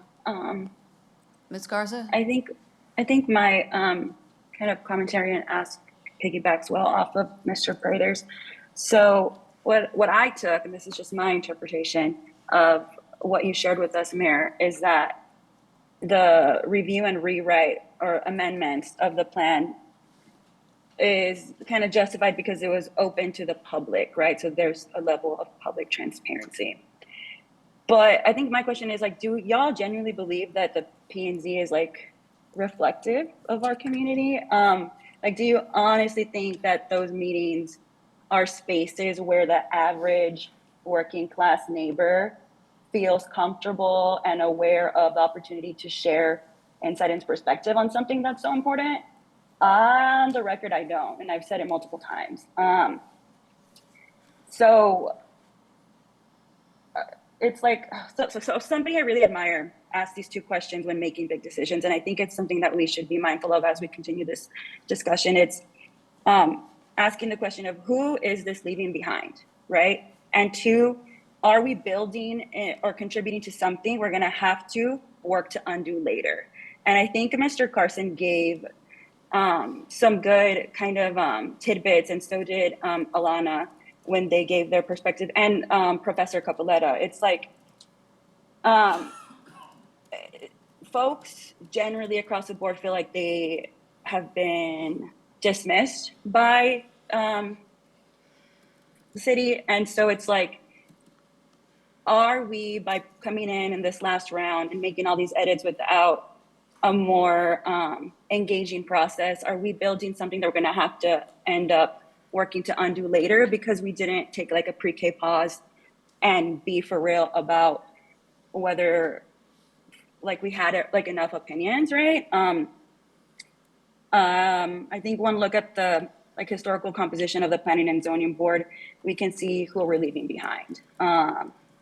If y'all wanna act like that's not problematic, that's on you. And then for the second question, are we building something we're gonna have to destroy later? Again, when we are taking suggestions from a body of people with the same background and perspectives, largely historically, I think we're gonna expect to have to rewrite things.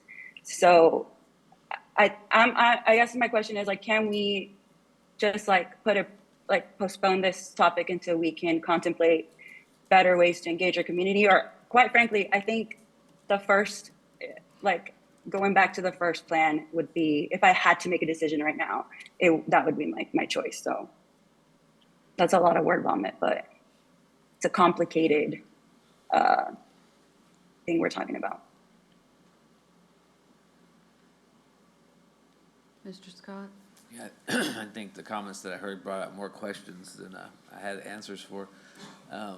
I'm not ready to vote on this tonight. I'm actually gonna have to do some more research just based on the stuff that I did hear.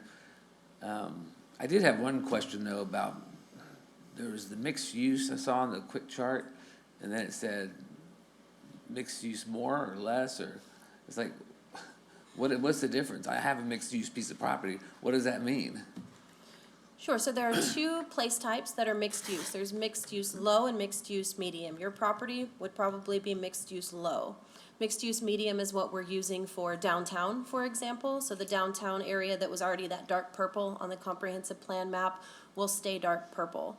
The reason we do not have mixed use high is because we are not a high-rise community. We don't have 20, 30-story buildings in our downtown. We went with medium because that's kind of that medium rise of five or so stories. Okay, that makes a little more sense. I'm still not ready to vote on this.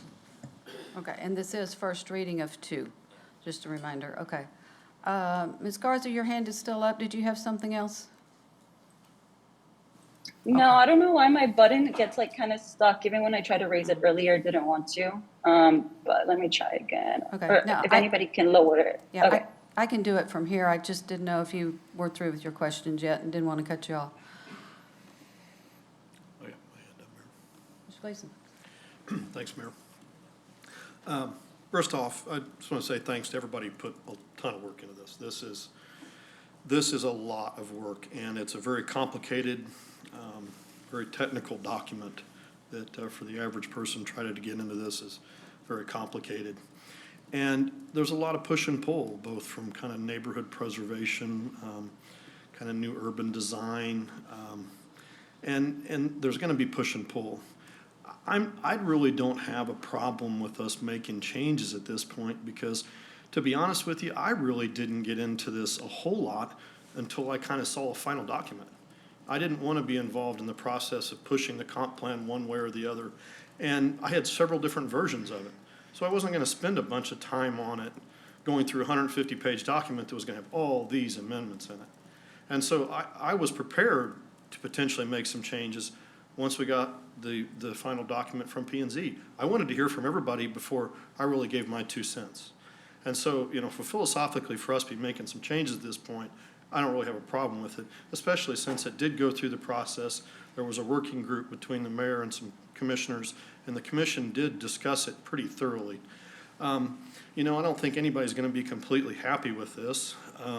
It's just not going to happen. And so I've taken phone calls on both sides of this we should never pass this, we should delay this, go back to the original document. There's been a lot of good stuff in here. And some stuff I'm not completely happy with, but I'm not going to throw the whole document out, the baby with the bathwater. I'm ready to move forward with this. Again, I'm not completely happy with it, but there isn't anything in here that really scares me. That's probably the big thing to take from it, that I'm not really worried about anything in here, that's really going to mess stuff up. So I'm willing to move forward, and everybody that put time and energy into this, thank you all, because this was extremely complicated and it took a lot of work. So that's my 2 cents for now. Now, granted, this is first reading. Something else could come up between now and then. It changed my mind for an amendment or something, but I'm ready to hear the amendments and potentially move forward tonight. Anything down here? Mr. Gonzalez? Yes, Mayor, I'm ready to move forward as well. Okay. Okay, so may I present my amendments at this time? And the first one is, as I noted before, there are places in the document where considerations should have stayed, and those are there. But I've got, and y'all have this document that I gave you tonight, is to change the word consideration to objectives throughout the document in certain places, and they're noted here. And also to go in and make things more of an objective, talking about like congestion, you don't want more, other things. So what I've got, what was on the message board, is under the arts one, is changing those. For example, instead of just attendance at arts and cultural events, increased participation in arts and cultural programming, increased use of dedicated funding streams. Some of them would be more of a monitor. For example, monitor resident and visitor survey data, quantitative and qualitative, including awareness of programs and events. So y'all have those in front of you, but my motion is to change considerations and objectives and insert verbs in front of each item on the list as noted, and that takes you down to page 3, where you see halfway down, you see appendix list, and down to page 18 to 20. And the reason I've got the appendix here is because the same list of considerations, I hope to be objectives, are also repeated in an appendix which my bad, I didn't catch till Sunday evening. And so it's to make the same changes there. It's not to do anything different. And so that's my motion, and I would appreciate a second. All right. Thank you, Mr. Gonzalez. Are there any questions specifically on considerations going to objectives? If not, Ms. Trevino, let's vote on this particular item. Okay, Mayor Houston, Aye. Ms. Garza. No. Yes. Was No, that that's a no. That's a no, okay. Thank you. Mr. Gonzalez. Mr. Mendoza. Aye. Mr. Prather. Aye. Mr. Scott. Aye. Mr. Gleason. Aye. Okay, the motion passes 6-1. Thank you, and I thank the person who brought this to my attention, and we'll go from there. Okay, the next amendment is to, in the appendix, I believe it's Appendix B, page 48 of that document, the fiscal impact statements, I noted earlier that there were some issues because they just had hard dollars in them. Those were not going to be accurate 2 or 3 years from now, was to take out the dollars. I think y'all reworded some of the other wording, which was great. I like what you have, that's good. And that's already in the plan.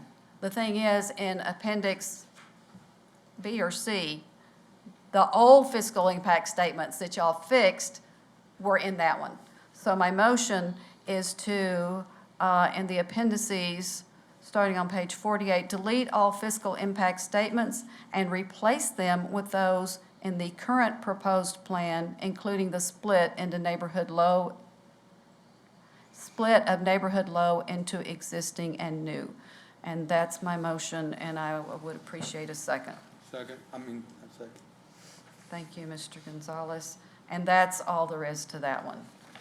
It's really just kind of a correction. Are there any questions on that one? We'll vote. Ms. Garza. I'm gonna vote no across the board for amendments, not because of the content, but just, I just want to get the point across that I'm not gonna be co-signing any changes without a for real conversation of who we leave behind. So you can just not ask me this again, or mark me down as no for any of the proposed amendments. Okay. Thank you. Mr. Gonzalez. Aye. Mr. Mendoza. Aye. Mr. Prather. Aye. Mr. Scott. Aye. And Mr. Gleason. Aye. And Mayor Houston. Okay, and on page 78 in the Mayor, appendices. did you Yes, say yes. yes? I'm sorry? For your motion? Aye, Yes. Oh, yes. Yes. Thank you. Sure. Motion passes 6-1. Well, you gotta That's ask. We gotta put on record, my bad. Okay, on page 78, we have Paso Robles, and it should be Kissing Tree. That's one of those just fixes. I don't know where they were looking at the old stuff. But anyway, so my motion is on that page to delete the words Paso Robles and replace it with Kissing Tree. Second. Thank you, Mr. Gonzalez. Any questions on that one? That's one we missed on the first go-around. My bad. Mr. Trevino, let's vote. Okay, Mr. Gonzalez. Aye. Mr. Mendoza. Aye. Mr. Prather. Aye. Mr. Scott. Aye. Mr. Gleason. Aye. Mayor Houston. Aye. And Ms. Garza is a no. No. This motion passes Okay. 6-2. Now, this one is substantive, and I'm not sure why it's here, because it's about the downtown plan, but regardless. It starts on page 177, the recommendations in this plan include, in the section of Streets and Roadways Network, which begins on page 119, delete two bullet items, convert downtown streets into two-way streets, and seek TxDOT cooperation in converting Guadalupe and LBJ to two-way streets. That's my motion, and I'm hoping for a second. I'll second that. Second by Mr. Gleason, thank you. This has been voted on by the council several times, and there was I think it was a $500,000 price tag last time because we would have to put gates on the other side of the two one-way streets. I'm sure it's much more than that now. But now that we are improving our streets with what we did with the North LBJ, we gave up a lane in order to have wider sidewalks, which was fine. But if you've only got 2 lanes and you don't have a turn lane, and there's no place for the UPS guy to stop because they all deliver from the front, You can't deliver from the back because a lot of those doors are locked. So this one, I thought had been put to bed, but I found it's in here. And so that's my motion. Any comments, questions, concerns? It makes sense for right now, but just inspirationally, I would like two-way streets. I think it's better for downtowns. Okay. Anything else? Looking You know, for- Mayor, at one Yes. time, we had two-way streets back in the We didn't, 70s. until, I believe it was January 1st of 1971. No, I've looked it up before. I just know when I got my driver's license, I never got to drive on two-way streets. Yeah, and I remember back then they did a survey as well, years after that, saying that it was not practical going to two-way. You know how that goes back. Yeah. But I guess, you know, give it a try and see how it works. So. It's been up for discussion multiple times. It's just the price tag now is going to be pretty high. Okay, so, Ms. Trevino, let's vote and see where this one goes. Mr. Mendoza? Aye. Mr. Prather? No. Mr. Scott? Aye. Mr. Gleason? Aye. And Mayor Houston? Aye. And Ms. Garza says no. Mr. Gonzalez? No. No? Okay. 1, 2, 3. The motion fails. No, it passes Yep. with 4 to 3. I'm so sorry. 4 Right. to 3. Okay, and a couple of things that, I think I brought the wrong copy. There were 3 things that concerned me because they're, it's not up to date for our plan that's going forward. And one of them was the Campo Platinum study. And it may be that everything in here, it may be the draft is what we adopted. I don't remember and I didn't have time to look it up. But it actually has the words, "This report is set to present final recommendations in the spring of 2022. We're approving this in late 2023. It may be as easy as just deleting that one sentence. Ms. Reyes, may I leave this to staff to determine how this might be changed for a second reading? Okay. There's also part of the transit that I believe we passed a couple of pretty important milestones, and we could easily get that done, I think, I hope. And then the city water plan doesn't note our I'm sorry. They referenced our city water plan from 2016, but there's nothing in the comp plan about our future water supply through Alliance Regional Water Authority. I think that's probably really important to be in this plan. And then also, the consultants used some of our plans for public safety, but one of them was written in 2020. And so we are further along in that plan, like completion of Station 6 and the fire training. So I think maybe a couple of sentences might be helpful there. I'm not qualified to do that, but Ms. Reyes, Ms. Hernandez, are those items that could be looked at for next time? Council, do y'all agree that we want these to be looked at? Y'all?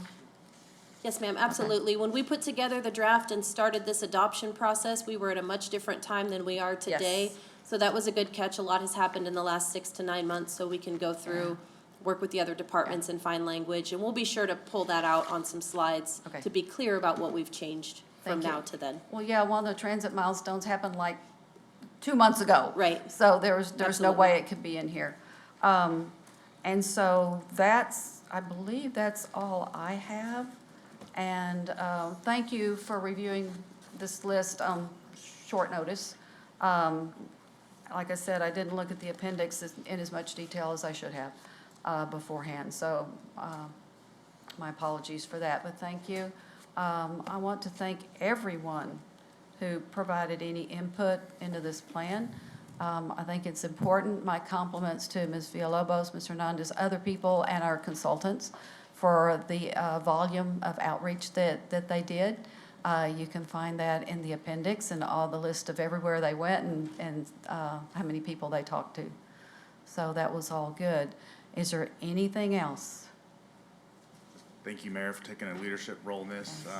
You always work in good faith when you try to compromise and take leadership. So thank you for your work on this. Thank you for staff, for your expertise, and the time that the citizens put forward working on this as well. Thank you. ultimately, we have to trust the process to where it gets us. Okay. Mayor Husa. Yes, I'm sorry. One thing regarding the public safety studies, you're very, very correct in saying that those are outdated. They were done during those years that you mentioned. And we can certainly make some of the easy corrections, for example, the construction projects that you mentioned. But that will leave some of the verbiage in those sections outdated and some of it more current. And as it quotes, like, things that we need to work on, you know, like from that 2020, I don't expect that to be changed. Okay. Just what we have actually accomplished, mainly the fire training facility and the Station 2, if we can just put those in there, because otherwise it's reflecting what's in the 2020 study, and that's fine. So I'm not saying we need to go rewrite that. I just want to give ourselves credit for what we have accomplished from that. That's easy enough. I just want to clarify that some of those calculations, we won't have the time to No, do. and I'm not suggesting that we spend a lot of time redoing any of that work. So thank you for clarifying that. And we will add dates. We can say the fire Yes. training facility opened in 2023. Exactly. Things like that. So we'll make sure to get that language with the That other would be departments. helpful. And does the comp plan address when the area plans would be complete? Probably. We'll check that too. I know it talks about area plans fairly extensively. If there are any dates in there, we will make them more general or remove them. I had forgotten. I think it may have said that they would be finished in 2023, and I'm fine with changing that to 2024, so that, yeah, Yes, we're ma'am. we're not late the day we publish it, so, okay. Right. I had forgotten about that one. Anything else? Because these are amendments, we still need to vote on the motion as a whole. And if there's no other comments, checking from Ms. Garza online. Ms. Trevino, we will vote on the plan as amended this evening. Yes, ma'am. Mr. Prather. Aye. Mr. Scott. No. Mr. Gleason. Aye. Mayor Houston. Aye. Ms. Garza. No, definitely not. Thank you. Mr. Gonzalez. Aye. And Mr. Mendoza. Aye. Okay, the motion passes 5-2. Okay. It is 7:42. We usually try to take a break every hour and a half. We're a little bit past that, and I have a feeling we may talk a while about the downtown area plan. So let's take a break now at 7:42. If you can get back at 7:55, that would be fabulous.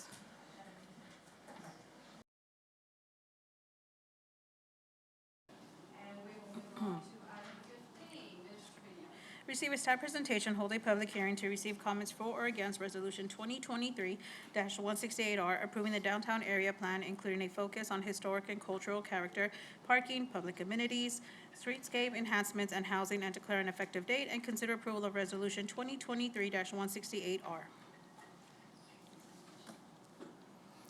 Thank you, Mayor. Good evening, Mayor and Council. Andrea Villalobos, Assistant Director of Planning.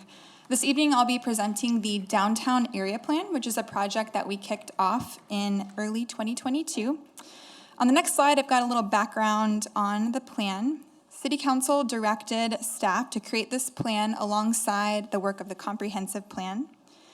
The plan updates our existing downtown master plan, which was adopted in 2008.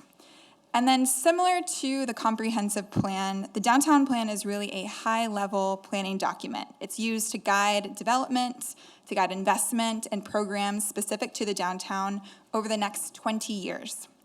The map on the right shows the boundary of the plan. So there are two different boundaries. The red is the downtown core, and the blue is the greater downtown area. And so these are just referenced throughout the plan and have different recommendations depending on that geography.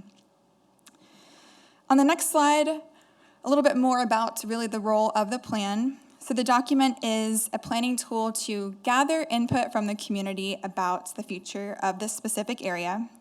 One of the great really benefits of doing a plan or any master plan really is you have an opportunity to really balance multiple different topics and perspectives through the process. So in other words, the document is meant to really break down some of those silos instead of just thinking about what are our goals for housing, what are our goals for parks or transportation. Master plan actually requires us to really consider how all of those different recommendations and ideas impact each other. So after adoption of the downtown plan, no immediate physical or programmatic changes occur. It's simply a planning tool, and it's a resource for decision-making by staff, by our appointed officials, by you all, in order to really use as a resource for that decision-making. The three primary groups who exist within the plan boundary are here. So the first is private properties and private property owners. All private property in the plan boundary is currently entitled based on their designated zoning, and so about 77% of the plan is actually composed of private property owners. The next category is city property, and so this includes streets, existing parks, and a few vacant or developed lots that the city actually owns, and that creates essentially the remainder of the property. And then the final category are really our organizations, our businesses, our visitors, residents, those who actually visit downtown, who might live in those buildings, who own those buildings. Essentially, they're that kind of third category.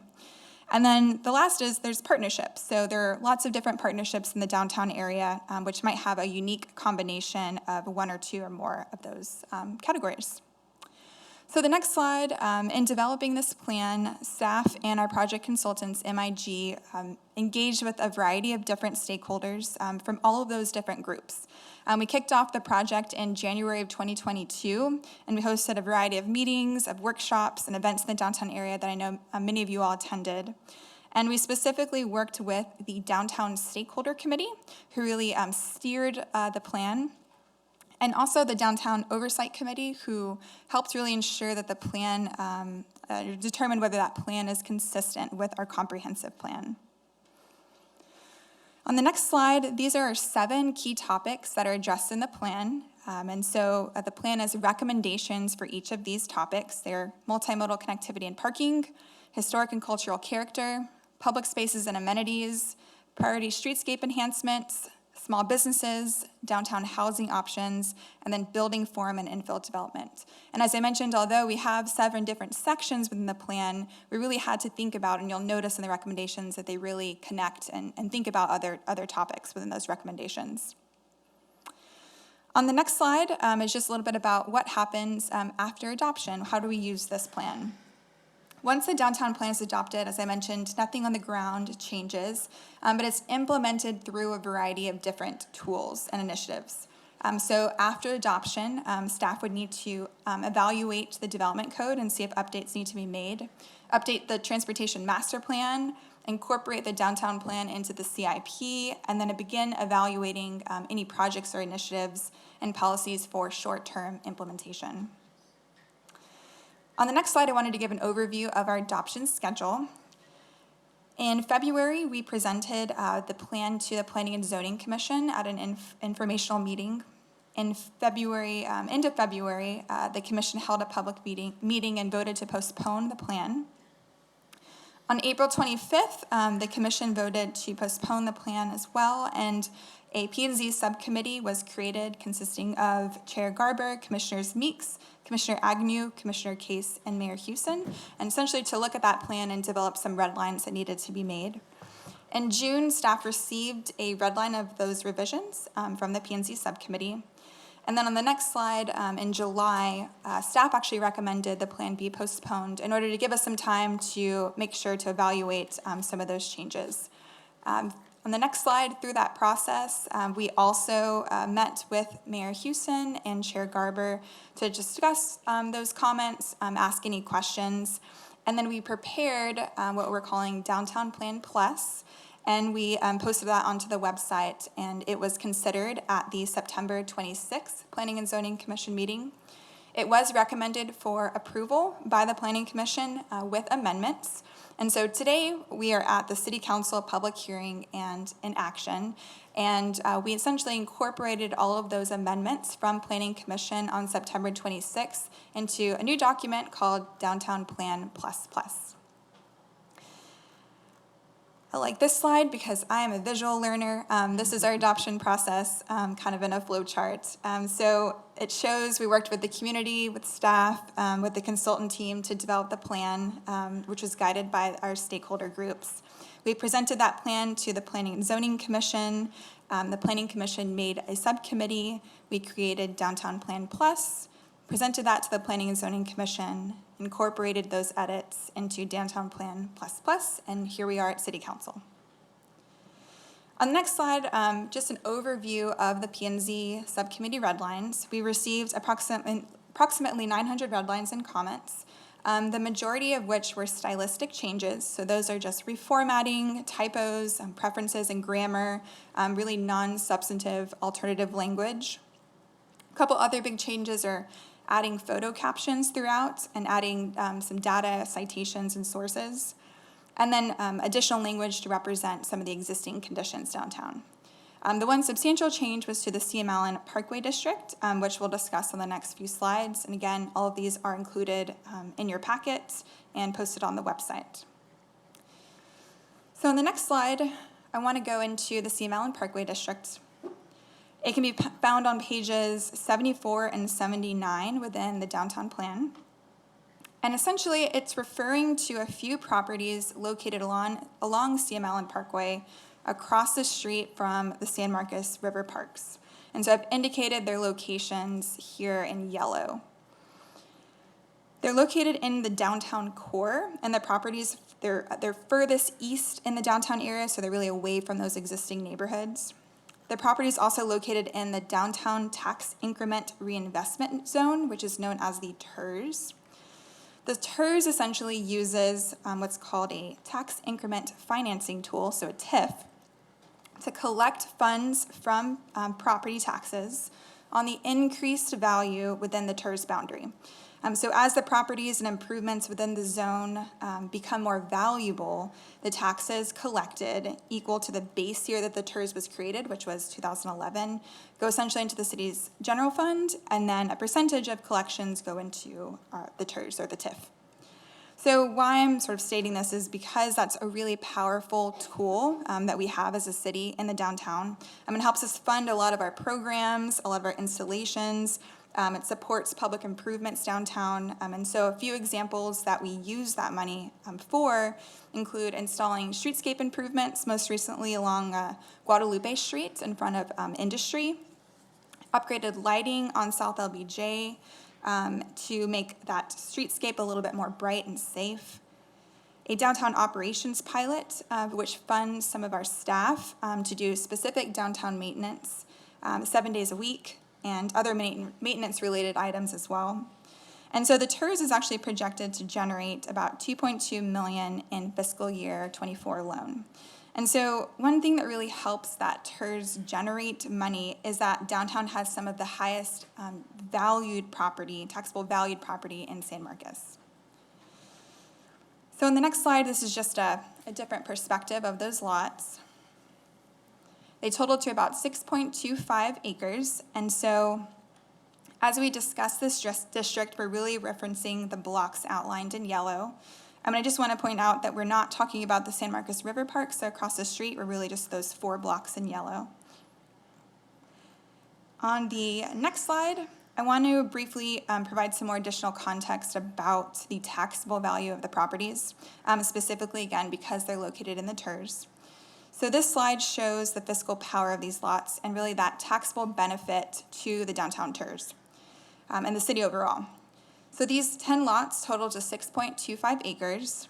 Some of the lots have existing smaller structures on them, while others have no structures at all and are really just surface parking lots. Despite them not having many buildings on them, they currently do contribute to the city's general fund and the downtown TIRZ. So this graphic just shows an estimation of the taxable value per acre in its current state.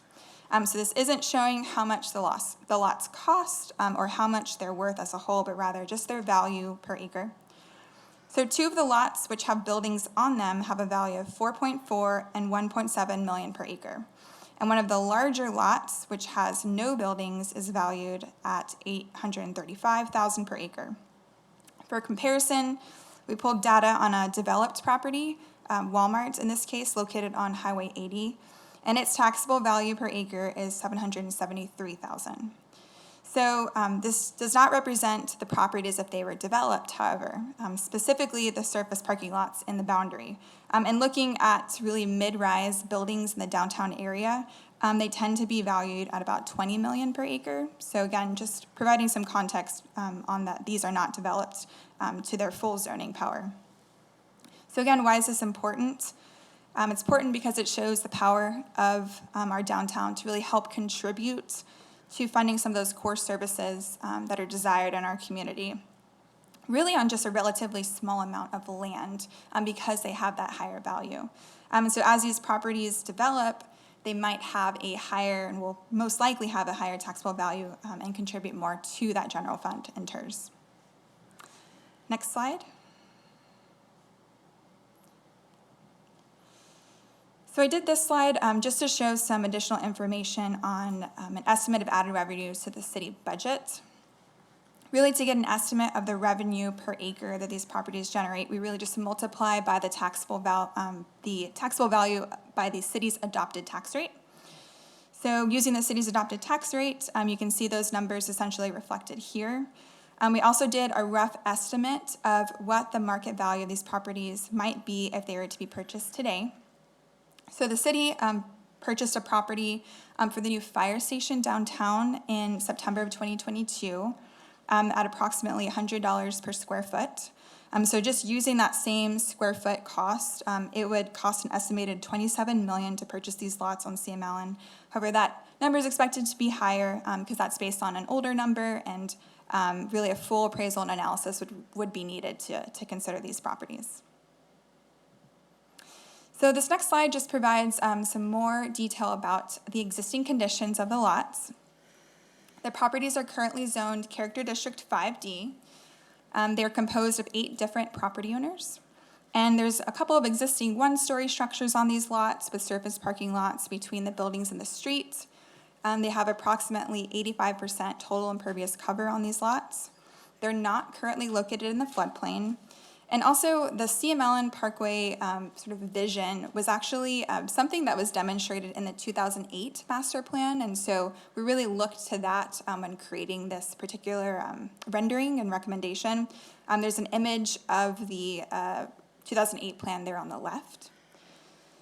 Existing properties were built pre-2018, which means that they don't meet our current development code that we have now.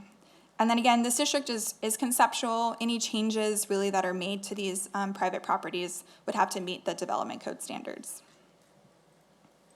And then the next slide just shows a few images of the site today.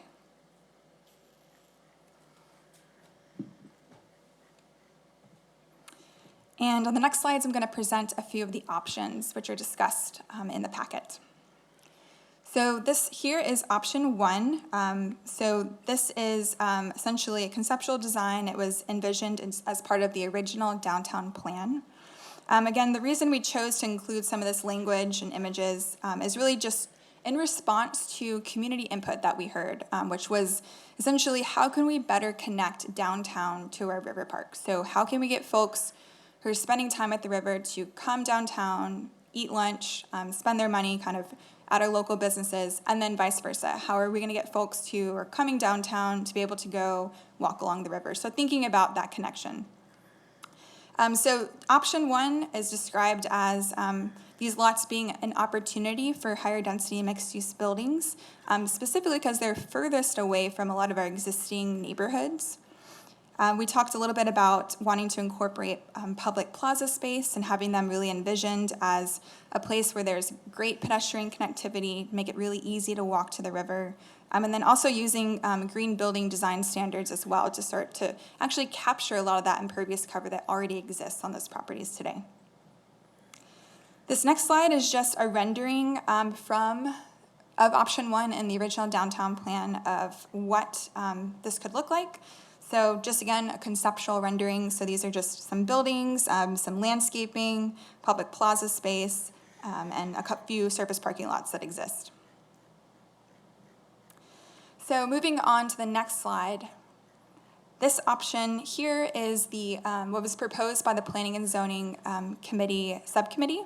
We're calling it option 2 for this presentation, and essentially reflects what was presented by that committee and then what was also recommended for approval by the Planning Commission at their September meeting. So essentially, the proposal was to expand public space. So these properties would exist as public space moving forward. And on the next slide, a little bit of a description on this proposal is these lots would expand the public Riverside Park system. They could implement green stormwater infrastructure for flood mitigation and for equitable public parks and open space. They would include expanded public space, so things like children's areas, passive recreation, community gardens, dog use.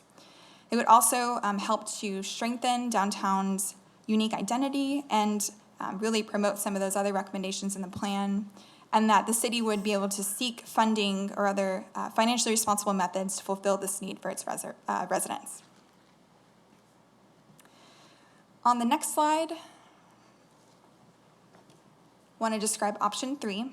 So staff met with the mayor and Chair Garber of the Planning and Zoning Subcommittee, really just to discuss and understand the committee's desires in order to think of how we can find really a third option to balance both perspectives, both knowing that these properties are entitled currently by private property owners, but also really enhance that desire to recognize our parks and sort of make there be a little bit more green space downtown. So through the plan development, we wanted to acknowledge that the city has an existing parks master plan as well. And so we looked to that plan in developing this recommendation as staff. And so some of the things that we included in this proposal was to actually separate out the river parks and give them some space to really acknowledge them as a valuable public asset, and specifically that Riverside Park system as a regional park. So we talk about that these parks should be preserved and in fact enhanced with green infrastructure. So that could mean actually removing impervious cover from those existing parks to actually add more pervious material there to kind of meet that intent of the subcommittee. On the next slide, we then separated out the downtown lots. And so we describe this as an opportunity for mixed-use buildings, again, specifically because they are further away from a lot of our single-family neighborhoods. We really enhance that idea of open space and green spaces between buildings. Public plaza space is a tool that can be used in some of these properties to maybe achieve both of those goals. We discussed that ground floor commercial really should be oriented towards the streets and the river parks to encourage visitors to downtown. I'm assuming these properties are developed by their property owners.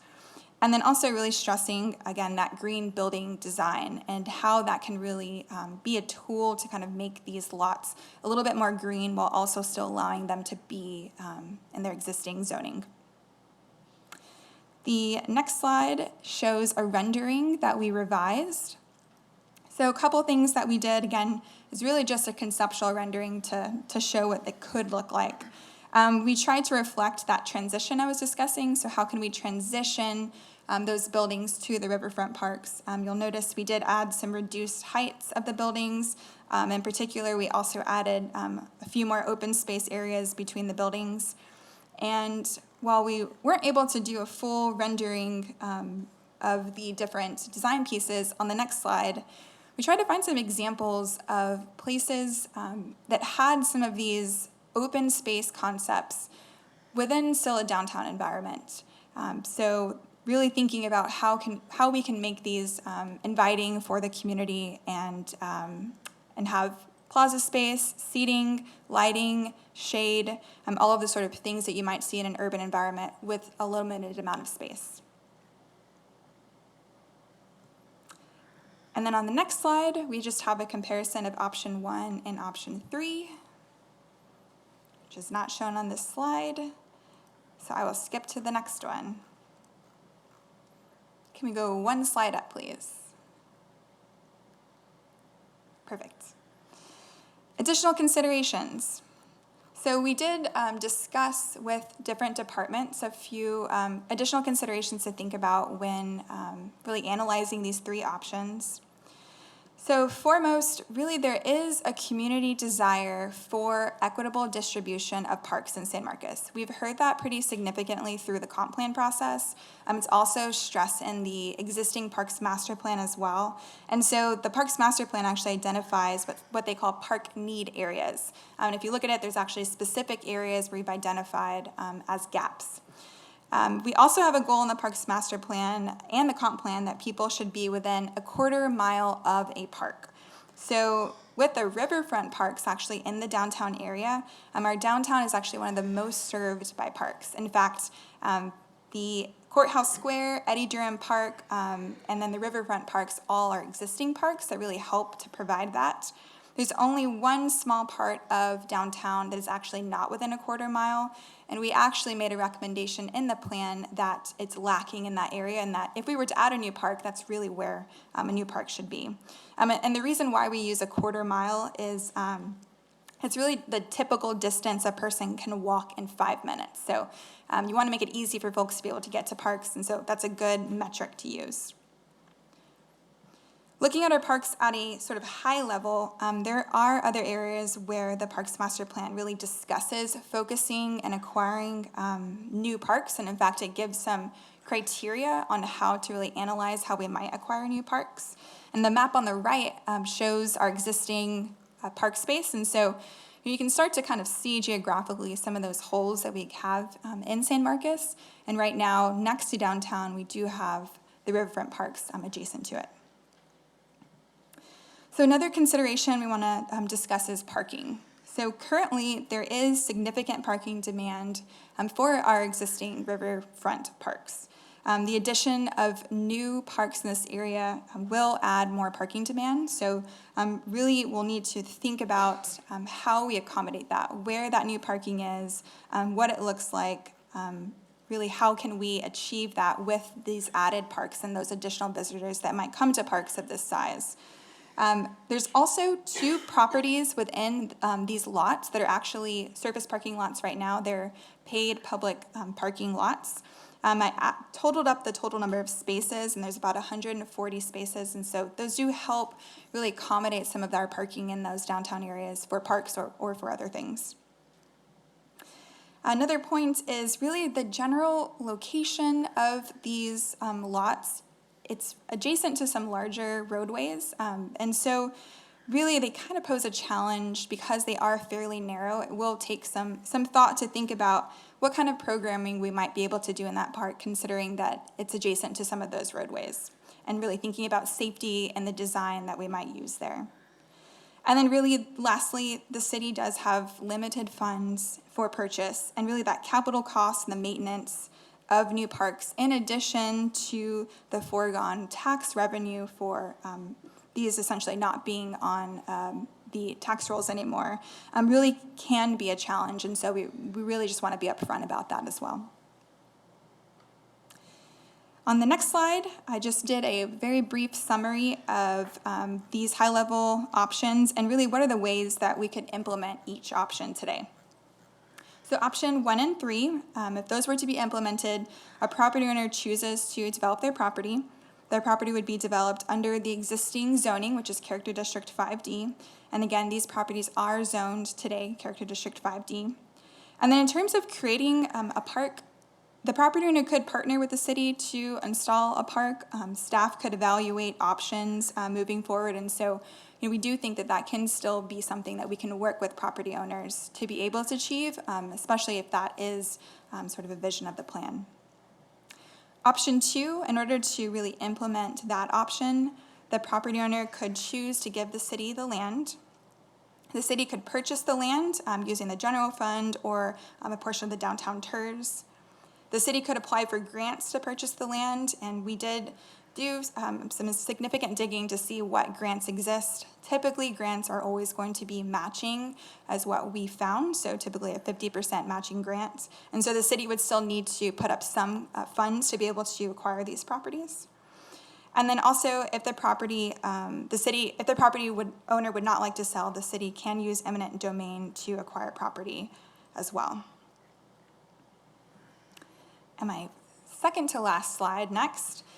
Really, as a summary, in general, we presented all of these different angles and different perspectives because, as I mentioned at the beginning, the plan is really meant to think about all of these needs that we heard from the community, think about all of these different topics together. So these are our topics that we looked at. And really, we wanted to make sure that our recommendations were able to achieve that balance. And so we really feel like option 3 helps to achieve that option. Not just touching on public space, but also streetscape enhancement, the need for housing, and really that vision for what building infill and form looks like. On the next slide is just a summary of our P&Z recommendation. As I mentioned, the Planning Commission did recommend approval of the Downtown Plan Plus with amendments. Their amendments are here. So the first amendment is that option 2 be recommended for approval, and then all references to that option be updated throughout the plan. And they also had some editorial amendments. And then within the priority streetscape improvement section of the plan, they did amend the first bullet under the header San Antonio Street and LBJ Drive to state, study the traffic pattern at the intersection of San Antonio Street and LBJ Drive to improve traffic safety. And staff's recommendation recommends approval of Downtown Plan Plus with the following amendment, that CML and Parkway option 3 be recommended for approval, and that all references to this option be updated accordingly in the Downtown Plan. And that concludes my presentation, and I'm happy to answer any questions that you have. Okay, thank you for the thorough presentation. And at this time, I will open the public hearing on this item. And we have a number of people who have signed up to speak. I'll go through the list.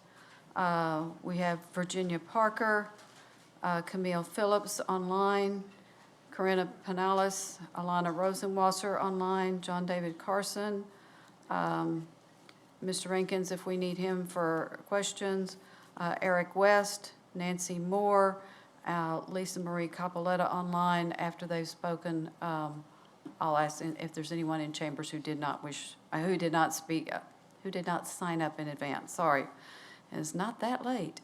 Virginia Parker will be first. Oh, I'm sorry. There you are. That's okay. I was looking for you to walk up. I Okay. did that too the other day. Hello again, council members and mayor. I'm Virginia Parker with the San Marcos River Foundation at 1061 Martindale Falls Road in Martindale. And I did want to talk to you about option number 2 within the Downtown Master Plan Plus for the CML district. As we all know, the Downtown Master Plan is a vision for the city, not a mandate. There are many reasons why we would like this area to be green space, but most importantly, the land along CML is some of the last land available to expand green space along the river.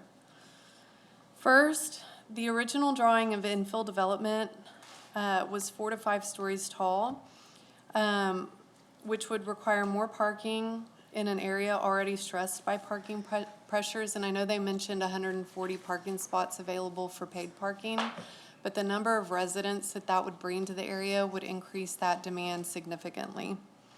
Second, Thorpe Lane is already zoned for apartments and is more appropriate for that use and still within walking distance to restaurants and services that people need. Third, although the southwest side of CML is not yet in the floodplain, it is directly adjacent to the floodplain and has an impact on water quality in the river. Equally important, and this is something that's really, really important, the very shallow nature of the water table underneath the land along CML. The river doesn't stop where we see the river's edge along the banks. Rather, it flows underground in the alluvium underneath our feet along CML. Adding 4 to 5 story buildings will require massive piers to be dug down into the shallow water table, disrupting the area in significant ways. Fourth, Texas State is not required to follow any of your rules related to stormwater runoff that is created as they add concrete and buildings to the hill. The land along CML is a perfect addition to capture some of this runoff, mitigating floodwaters and cleaning water quality. Lastly, Tax revenue was listed as a reason to build multi-story buildings along CM Allen, but the same reason was listed in 2019 when they were discussing the original SMART terminal. We can't continue to prioritize tax revenue over natural resources. In that same vein, the city could utilize grant funding for flood mitigation and park space to purchase part of the 6 acres along CM Allen in order to fulfill the vision for option 2 within the downtown area plan, mitigating flooding and protecting water quality for our crown jewel, the San Marcos River. Thanks, guys. Our next speaker, is Ms. Phillips online? Okay, I'll circle back. Next is Corinna Pinales. She was in the lobby, not here, okay. Alana Rosenwasser, I believe, will be joining us online. Okay, next will be John David Carson in person, and he is on his way to the podium. Mr. Carson. Hello, Mayor and Council. John David Carson, 1905 Dutton Drive, B2. My family owns about half the property in the CM Allen district. My wife and I were both raised here and are now raising our family here in San Marcos. Like me, other property owners in the CM Allen district are not faceless. We participated earnestly as stakeholders in the downtown plan process. It was rigorous and transparent. It engaged many perspectives from downtown businesses to general residents. It sorted through diverse needs and wants to come up with a holistic plan for downtown. In contrast, the committee that empowered itself to rewrite the plan that came up with option 2 did so behind closed doors, elevating their perspective above all others. At P&Z, they diminished the downtown plan as just their vision, implying it had no practical implications. They acknowledged these properties are entitled and could not be taken without property owner partnership or condemnation. If they knew this, you might think they had talked to the CM Allen property owners. They did not. No property owner heard from this committee. Option 2 plays on emotional appeals of parks, rivers, flooding to suspend questions about what option 2 actually means. Option 2 offers no analysis that it would actually achieve much other than prevent change. It would certainly take away a lot of opportunity to achieve the other objectives of the downtown plan. I have many questions. If the city is concerned with flooding and water quality along the river, why is it not aggressively removing its existing impervious cover directly alongside it? Plaza Park is mostly paved with parking lots and buildings like Parks and Rec and the Chamber. Look at the flood map. The river doesn't flood towards downtown. It floods to the east with 500-year exposure extending all the way to where I'm standing right now. Why did the city pave 3 acres in river floodplain just a few years ago for a massive surface parking lot next to the rec hall? I would suggest the city has work to do on its public lands before targeting private property. If the city is going to acquire the most expensive land in town, what other open space is the city not going to have funds to acquire and improve? The tens of millions option 2 would cost would have 20 times or more the impact protecting lands on the outskirts that are still natural or improving east side parks. The CM Allen tax base as developed is probably $25 million per acre or more. That calculates to $3 million of lost tax to the community every year, including the ISD and the county. Option 2 means higher property taxes probably for residents. It certainly means funds diverted away from services and other open space needs. This isn't the city's selling its soul for taxes. These properties are already impervious and critical to developing objectives of the plan. A downtown hotel, a parking structure that could serve downtown and the river, diverse housing, and more. And how would option 2 improve water quality and drainage?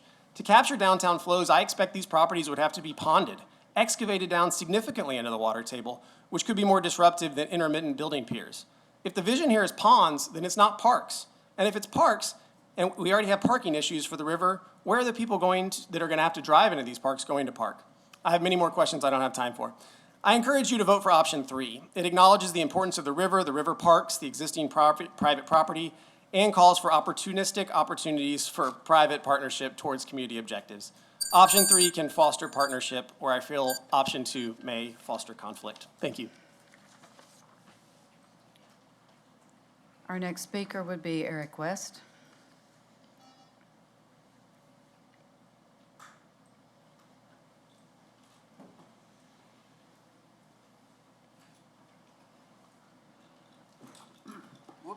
Excuse me. I'm trying not to run over, somebody's backpack is here. Uh-oh. Yeah. You definitely don't want me to run over it, they'll weigh about 800 pounds. Thank you. There we go. Thank you, council members. My name is Eric West. I live at 503 Springtown Way, apartment 115 in San Marcos. My concern about your plan for downtown is it doesn't address handicapped issues that are plagued downtown. For instance, I was wanting to go to a Rocky Horror Picture Show reunion for the 40th anniversary, and it was held upstairs in a bar that had no elevator and was not ADA compliant. I would like to remind you that ADA compliance, it doesn't matter how old the building is, not even if it's historic, it cannot violate ADA. I don't see you talking about improvements that help the handicapped downtown. That's a big concern to me. I don't see where you're helping the handicapped community. And you have a very large handicapped community that you may not be aware of. I would like to see some thought on planning that involves their needs as well. In order to move San Marcos into the next 10 years, we are going to have to bring handicapped compliance up by a large majority because it's not there. And this is a law that's been around for 32 years. Thank you. Nancy Moore?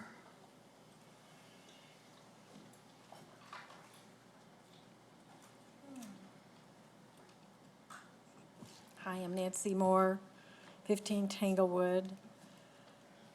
You know, I have listened to wonderful reports from the city, and I know these people have worked really hard, and I know you have worked really hard, and we have an amazing city. But there's problems in our downtown, this land that we have here. People my age and older don't go down to downtown because we're not wanted downtown. We may be wanted, but there's, you know, this is student-supported downtown. And we keep putting all our resources, we keep talking about it, we keep looking at it, and it's, you know, we don't develop any place else where we meet each other in restaurants and we can talk to each other like we used to do. We used to be able to communicate with students and be part of their lives as community people that lived here. I've been here since 1975 in the same home. It's changed so much. So we just keep going and we keep listing and we keep going to these, you know, new comp plans and whatever, but it's not working. This is the last piece of land I'm talking about on CM Allen that we could possibly get to provide places for our children and our grandchildren, and that all of you will have a legacy that says that you dared to try, that you, like planning and zoning, they dared to vote for it. I mean, it doesn't say up there, it's like something like CSS or whatever it was, plus, but it doesn't say planning and zoning voted for this land to be a park. If we can possibly do it, let's do it. Let's join hands and do it. There's so many creative ways that we could have a, you know, when we got Phil Donahue to come to San Marcos to help us raise enough money to get the women's shelter built, we had to guarantee $20,000 out of our pockets. Few women, few men. And we broke even. We barely broke even because the crooks let us have their house for an after-party meeting of Phil Donahue. And that we finally paid our bills. But we worked hard enough that we put the need out there. And a wonderful family, the McCoys, built the shelter with their funds and had it back. You know, there's many people in this town that would rise up to help us find the grants, find the And I'm part of, eminent domain sounds, we don't want anybody to be eminent domain, but I was part of that. I was eminent, Ms. Moore, your time is up. I know, thank you. It's not that bad. Is there anyone in chambers who did not sign up but wishes to speak for, against, or about, whatever, just, it's now your turn. Name and address, and you have 3 minutes. All right, Rosalie Ray, 201 Ridgewood. I was a member of the Downtown Stakeholder Committee. I was one of the people who talked about the need for connectivity between the river. I was one of the people who was in favor of option 1. And after hearing from neighbors and other folks at P&Z, I think option 3 is the way to go. I was also in the room, I think, or on Zoom, I forget, a month ago when council members Garza and Mendoza and Scott and Gonzalez had actual physical pains about voting for our taxes. And it's rare, I think, as a city council, that you get to have a planning decision that is as incredibly linked to taxes as this one is. And I hear the San Marcos River Foundation's concerns that this is just like the SMART development, but it's not, because for that, there was, please city, spend millions of dollars in the hopes that maybe something may manifest. In this, all we're asking you to do is not spend $25 million and instead allow for the existing high-value taxable properties to help relieve our neighbors and ourselves of our property tax burdens.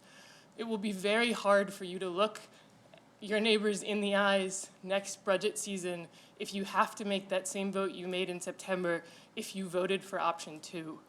Because as the staff has said, as John David has said, it's $20 million now, and the lost revenue over time. Think about what else you might want to spend $27 million on. Think about what other parks on the east side. Think about Blanco Shoals. There's plenty of money, plenty of ways we could spend this money, and plenty of ways that we could spend the future money that could be generated from this development. It's also the case that if you just treat this like a visionary plan, you're going to lose out on the opportunity to actually make it green. That right now, in order to have the kind of teeth that you want to really make a downtown that demonstrates sustainability and does green building, you would need to put that in the plan now. You would need to say, this zone right here, that runoff needs to be better than the existing property, right? It's currently 85% impermeable, it's currently parking lots. You should make John David and any other developer make the runoff better once they build on it. And you can't do that if you just say, no, we just want parks, but we don't actually have enough money to do it. You have to actually pass a plan that's for the development that you want to see there. Thank you. Next, if you'll state your name and your address, please. Yes, my name is William Moore. I live at 1980 Ocarina Springs Drive. I wanted to speak in in favor of option 3. I think it's a great compromise between the two options that are also suggested. And I think that option 3 is great because of our alternative. Because if we block development downtown, it's this growth that the San Marcos is experiencing is very much inevitable. And if the development doesn't occur in downtown, it will occur somewhere else, further east. It will further lead to sprawl and our car dependency and increase traffic on our roads, whereas a development downtown is within 4 blocks of grocery stores, it's within 3 blocks of thousands of jobs. So I think we really need to be thinking about where we want to put these new people who are coming in and what kind of developments we want to approve and deny, and what we want to put into our codes and our comprehensive plans to what we want to see later down the line. I think that increasing the park spaces, which are already so abundant downtown, versus putting them elsewhere in town where those are less served, will just increase the number of people who will be driving in, because it will become more desirable, and these people will not have access to their parks near where they live. And the land that is we are discussing is already 85% impermeable, and there was not very much thought seemingly put into option 2 in their plans to accommodate the additional parking demand. And I feel that a lot more could be done in the means of requiring developers to implement sustainable strategies like green roofs and things that can actually decrease our impermeable cover. And I fear that the option 2 will actually just lead to inaction due to the extreme barriers in obtaining property rights, and what we'll end up with is just what is currently there, which is just basically vacant lots, 85% impermeable cover, and I just think it would be a lot better for the people and for San Marcos and the river if we go with option 3. Thank you. Our next speaker, would you state your name and your address, please? Annette Deaver, 136 Core Street, San Marcos. My concern is that we do need more green space, and this area that's being contemplated is probably the last type of green space will be close to the city. And my other concern, major concern, is if you build another student housing, we have 48 student housing complexes right now, and you was here a couple weeks ago. We've heard the concerns on how they're not treating the students well, but also Hair Solutions, which is a business on North Fredericksburg. There is an apartment complex across from there, and he has to always pick up trash, broken bottles. The students party, as we know, we've all been students, and they throw their trash around that area. So to have anything again to go into our beautiful river, the area did flood up because we went down and looked at it when we had the flood. It did go up into Balcones parking lot, went across the street when we had our floods. So it does go up in that area. So if you have just solid apartment complexes, you're going to have problems. It's going to affect the river eventually through the years in that. I thought we made a lot of taxes from the outlet mall. I don't know the number of that, but we have a lot of taxes from there. The traffic congestion, building more apartments downtown, it takes me like 20 minutes just to get across town to go out to Wonderland area, and it's just crazy right now. And if you add more apartments, just like the Lindsay Street, that's a crazy, in 118 rooms, and then if you put thousands of rooms along the river, it will be affected in the negative. I think the 25 million is way overinflated. Interest rates have gone up, and we're supposed to take a deep dive in real estate, but I think that's an overinflated number. And we lack family housing. It's like, I think it's totally ridiculous to build another student housing. If you look at the commuters, the people online that go to campus, and the people that actually live here on campuses and in the apartments and that, but we're lacking family housing. People with families want to live, and they can't find places that often to live in San Marcos and that. I think that's all my notes, but and I just want to ditto her presentation. Everything that she said was right on line and that. So thank you, everybody. Thank you, P&Z, and thank all of you.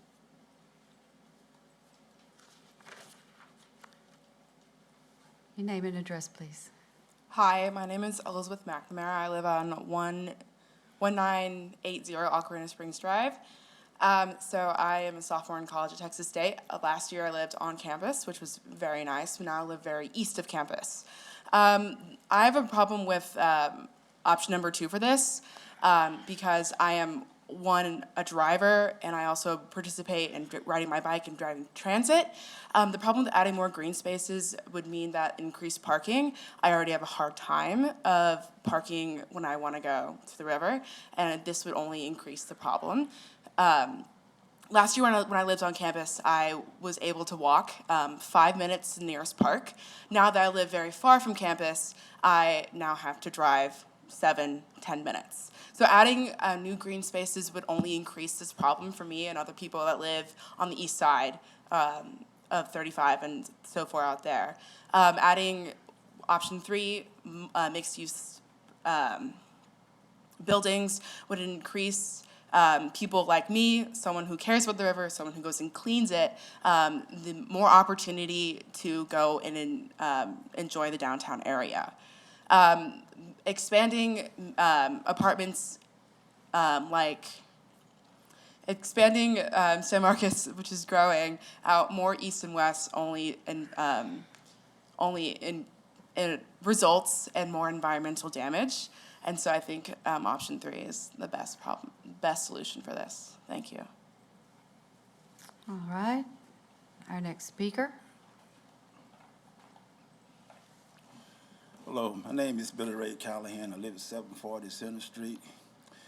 And I noticed the speakers who have spoken before me. And I must address this comment to the following personnel who are in charge of housing. If you look into the Holy Scriptures, you're going to find two passages that stands very clear. The first passage is from Genesis, which represents Alpha. And the second passage represents Revelation as it concerns to Omega. This gentleman here and I are Omega. Our best days are behind us, and we wish to spend our last remaining days in San Marcos, Texas. Now, Alpha means the young generation. It means that your life is in front of you. Omega, Revelation, means our life is about to come to an end sooner or later. So with your comprehensive plan, take into account the statements that were made, especially by this gentleman here who's in a wheelchair, and myself, because half my leg is gone. We are Omega. We want to be part of the comprehensive plan.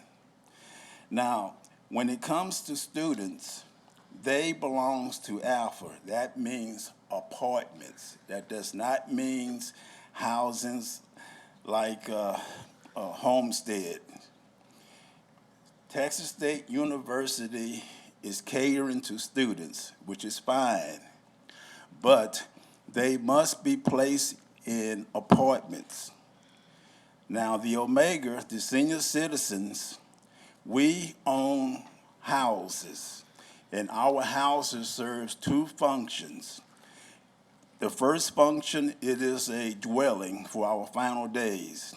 And the second function is that it represents a old folks' home, because we live a lot longer when we are around our surroundings. That's what houses do. As long as we are around our surroundings, the longer our lifespan, and then we can ward off dementia, the forgetfulness of who our loved ones, we won't be able to recognize them any longer. And that's all I have to say. So take into account Alpha and Omega. Include them in this comprehensive plan. Thank you.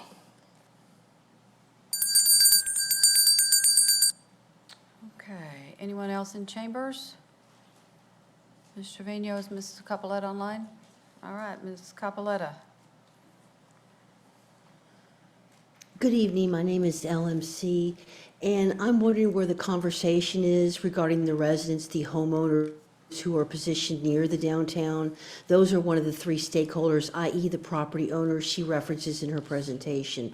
I made comments on the document. They were dismissed by city planners. I requested that the stakeholders of the surrounding neighborhoods like Barrio Victoria, Dunbar be included in this conversation. We were ignored. How dare them, and I'm wondering if you guys dare to protect the neighborhoods, or will you let them El Caldo? Are you going to allow them to cherry pick those comments? The Historical Resources Survey has been on ice. And all of the speakers tonight who've been crowdsourced are focusing on the river and completely ignoring the residents downtown who own property that are homeowners, people like Dunbar, Victory Garden, and the Belvin Street area. Green buildings, design option 3, that's lipstick on a pig. Jay just found a stock photo in his iPhone and slapped it on the PowerPoint to make, and he's well over $500,000. Option number 1, that's a lie. The community never wanted the high rises near the river. And option number 2, you guys can't get the money to fix the rat-infested church on MLK. And you guys want to do some sort of draconian concept to take his land. Now, I have a real issue with Carson, his development.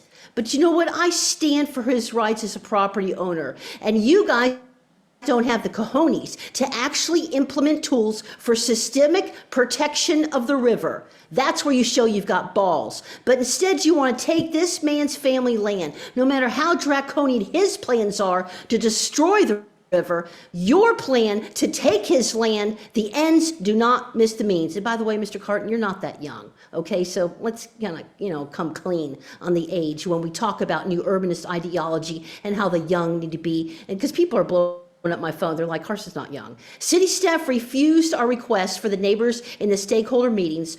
Our property is in that 3 groups. The neighbors within that boundary deserve to be heard, and they locked us out of the process. They gave us no tools, and you are going to gentrify the African Americans and the Hispanics and the Caucasians, which means your equity officer is asleep at the wheel. You're also not coming to terms with the high property taxes, and I would encourage the public to do a keyword search. Editorial, ecological issues accompanying the council's $2.4 million blight bailout. They paved Paradise to put up a parking lot from October 20th to 20 that talks about that TERS. I think they're all a bunch of crap, all 3 of the plans. And at the end, it's the neighbors who are going to lose. Thank you for your time, and God bless San Marcos. I will close the public hearing. Motion to approve with option 3, Mayor. All right, we have a motion from Mr. Gleason. The motion is to approve with option 3. I believe it was Mr. Prather who seconded it. Mr. Gary, is that okay to make the motion with option 3? That's the first motion out of the gate, that's acceptable. Okay. And now, comments? I've got a few things to say, Mayor, if you'll let me. Jump in there. I appreciate that. You made the motion, you can go first. Okay, all right, I may have a little bit to say here, but there's been a lot discussed here on this. First off, I appreciate the vision of option 2, right?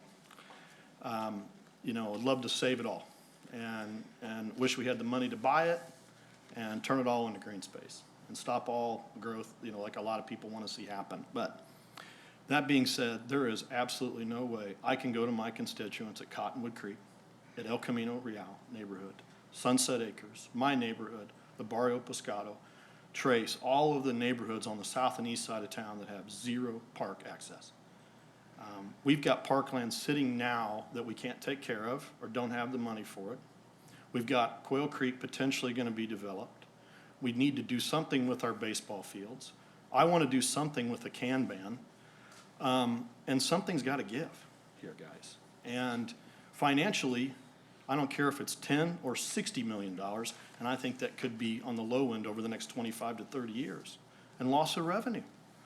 How much good could we do on the west side of town with a loop, with a trail, or develop Quail Creek, or do something other nice and move the baseball fields and do something there? I appreciate the vision. I truly do. And I kind of agree with Ms. Coppola a little bit that option 3 might be somewhat putting lipstick on a pig. It's already zoned. It's already entitled. This comparison to the woods is not appropriate. Woods was open space. It wasn't concrete. It wasn't zoned. We could have done something then, and that didn't happen. But this is not going to stop flooding. It might help a little bit, but how much good could we do with that amount of money? And so I'm not really happy with all 3 options, to be honest with you, but that's the best one of the 3. And there was a lot of work put into this downtown area plan, and we need to provide some additional green space and park options for the south and east side of I mean, that's just all there is to it. And I have a vision. I would love a trail all the way around this town. That's gonna take a lot of money and a lot of vision. Let's put that time and money into that. How much space could we buy out over the recharge for $50 million? So I'm in support of option 3. I do think it is somewhat putting lipstick on it, and it's not perfect, but if we can get a little parklet on some corners and make it aesthetically pleasing, and it's not just this big giant building.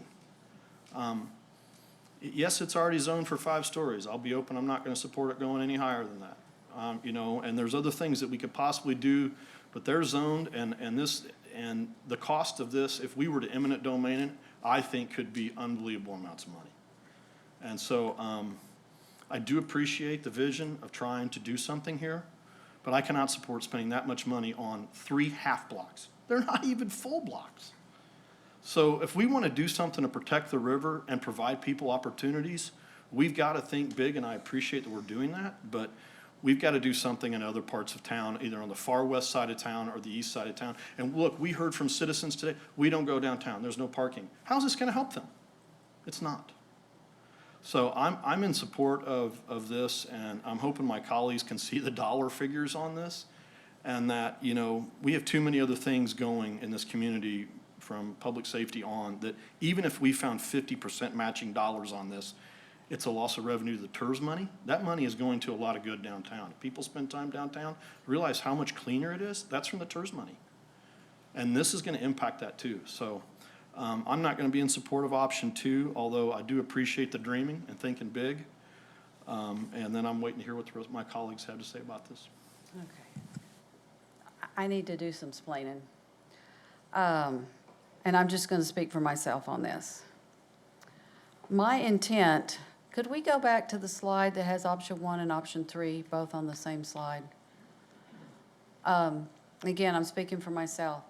When I was looking through this plan, thank you, and saw this almost monolith of 5 stories between downtown and the river, where we've been trying to get more mobility in between the two, I looked at that and went, oh my gosh.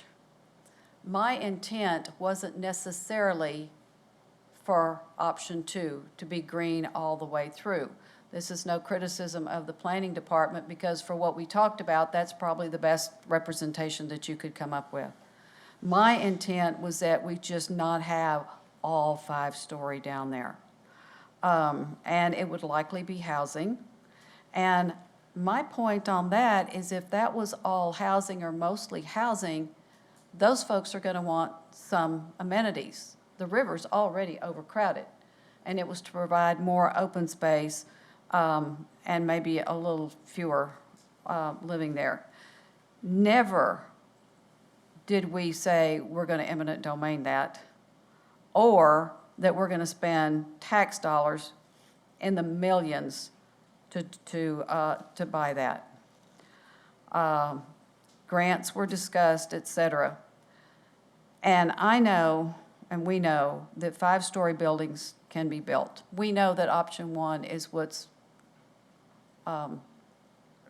possible now. However, we said if we didn't say we'd like some green space somewhere, we were going to get 0 green space. And so that was the deal. I recognize the value of the potential tax base.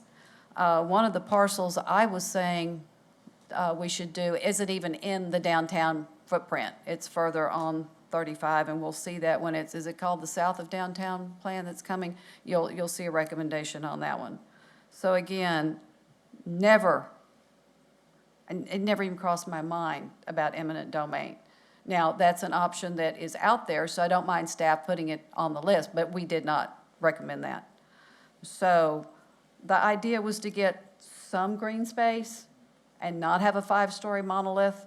That was my intent. And so I need to get that out there. Because you're talking about couldn't justify spending that money. I can't either. So just trying to figure it out. But if you don't put something about green space in the plan, we're unlikely to get any of it. So there's my 2 cents worth about partly how I got to that point. Let me see if there's hands raised. Mr. Prather, you're next. Yeah, so the city doesn't have limitless funds, but when we do spend money on our parks, I would like to see that money spent on acquiring green space over the aquifer recharge zone. Playgrounds and parks, especially on the east side of town for families, splash pads, playgrounds, enhancements to our parks that connect existing trails. But everything I just listed off, that costs millions of dollars. Us acquiring all this land will cost millions of dollars. These are some of our downtown's last undeveloped tracks. If we're gonna move forward with moving City Hall downtown, I think these sites could be a perfect location for that and could also provide some of that civic space, plaza space, green space that option 3 list. I think our downtown also desperately needs a hotel. We need a marquee hotel in our downtown. We lack that. These are some of the last few sites we can build something like that. I think it's reassuring to hear from one of the property owners that owns a substantial amount of this saying that he was interested in option 3 as well and spoke in support of that. I think that speaks volumes. I think option 3 speaks to the character of San Marcos. I think if it's developed right, we could have something that we're really proud of, legacy projects, hotels, potentially City Hall on these sites. But, I support our parks. I support what makes San Marcos unique, and that is our parks and our river and our green space and our trails. And like I said, I would like to use our resources on enhancing our existing parks rather than trying to acquire some of these properties. Ms. Garza? I don't like any of them, but I agree with Jude's sentiments on option 3, and Mr. Gleason had really good points too. So I guess leaning towards option 3. Okay, Mr. Scott? Well, I don't see much difference between option 1 and option 3, to be honest with you. When I look at option 2 and see the green space, I do think of things like splash pads and things for our kids and how we don't have enough stuff for our kids downtown in areas where they should be community together. I think, I'm not sure exactly how you would do it, but I think being able to maintain that gateway that we have when we look down 35, the parks and that whole family feel. I would love to recapture, keep that constant and capture it and not basically let it. If we have the opportunity to do it, I would probably choose option 2 to do it. I think that families should come first, and this is the type of area that we need to make that kind of stuff happen, because it's really, like Jude says, some of the last tracks that we have, but it's the last tracks that we have along the river too. So, I mean, I understand everybody's point, but for me, long-term planning for the community, I would choose more areas for their families to be. So I would choose option 2. Mr. Gonzalez, you're next. Thank you, Mayor. I was born and raised here in San Marcos, and maybe Jane and a few others can remember that San Marcos is unique. We didn't have that many skyscrapers then, and now we do. They ask me this question quite often every time I run for office is, why so many apartments downtown? That's too much. It's not San Marcos. And I agree with that. It's not San Marcos. And if we start doing more, it's not going to stop there. It's going to filter its way all the way down CM Allen Drive. And what happens if Texas State decides to buy that? All this money that we're talking about, we're all going to lose it. They don't pay taxes. They don't pay water, wastewater fees or nothing like that. Well, as for myself, I'm all for families. I think we need something for our kids, for them to go downtown and hopefully bring it back the way it was to a certain point. But I would be supporting option 2. Mr. Mendoza. Thank you very I'm much. sorry, were you through? Okay, sorry. Mr. Mendoza. Thank you very much. Originally, when I first heard about this on planning and zoning, I was all about option 2. I sat there and I thought, then this is fantastic. I live in Rio Vista, so I was hoping that there'd be some relief from us at Rio Vista Park. But then I kind of kicked in and remembered that we were going to be doing paid parking for our parks pretty soon. And I kept thinking what a cluster that's going to be just for Rio Vista Park. And we've even got parking spaces set there. So if we're going to have new parks, where are we going to put the parking? Is it going to be in the parks themselves, which will reduce the size itself of that little green space that we're trying to have all the way around? And then we had a neighborhood meeting in Blanco Gardens last week. Originally, it was for crime, and I really wish more than Mr. Gleason, my colleagues was there, and I really wish more citizens were there that were concerned about neighborhoods, about families that we keep speaking about. The conversation was interesting, but towards the end, it became very clear, and they were voicing their complete lack of understanding about how they can sit there and say, well, why does the downtown area, why does that side of Hopkins get everything? And could I ask staff to please bring up the map where we show the distribution of parks we have within the city? In time. Well, when that map does come up, I'd like to challenge anybody watching in the chambers to let me know that that's fair. To let us know that in, you know, let's just not say 50 years. Let's say in 100 years, okay, that we've had this city here. We're just ignoring that side of town. And they were making it very clear. Well, why are they getting the parking lights? Why are they getting all this new stuff? Why do we have those signals that allow those with hearing impairments to be able to cross no problem? Why are we doing that? I want a bike. I want all these things because my children want to make it to a park. We're talking Barrio Pascal, one of our neighborhoods who has been there, and these are committed people who don't want to leave. They deserve a park. They were asking me, well, why do you guys want to put that on that side of town? I can't explain that to you. When we have parks in space in that area that we would love to spend $5, $10 million to give them something. We keep talking about families here. I'd like to know if anybody within 2 blocks of the CM Allen area has seen a large amount of families living in those apartment complexes. Whereas we have our families that live in Barrio Pascal, Barrio Victoria, all these areas that are not downtown, that these children don't and can't walk getting there because you've seen the way it crosses 35. That map is not fair. There is a reason why I am here right now. The individuals who live on this side of town feel that they are being ignored. And I can't sit there and tell them they're wrong. First off, that's just not right for me to tell somebody their feelings are incorrect. When time has proven over and over again that we just tend to dismiss their needs and we're gonna postpone it. We keep telling them it's gonna come later on. We're gonna do it, we're gonna do it.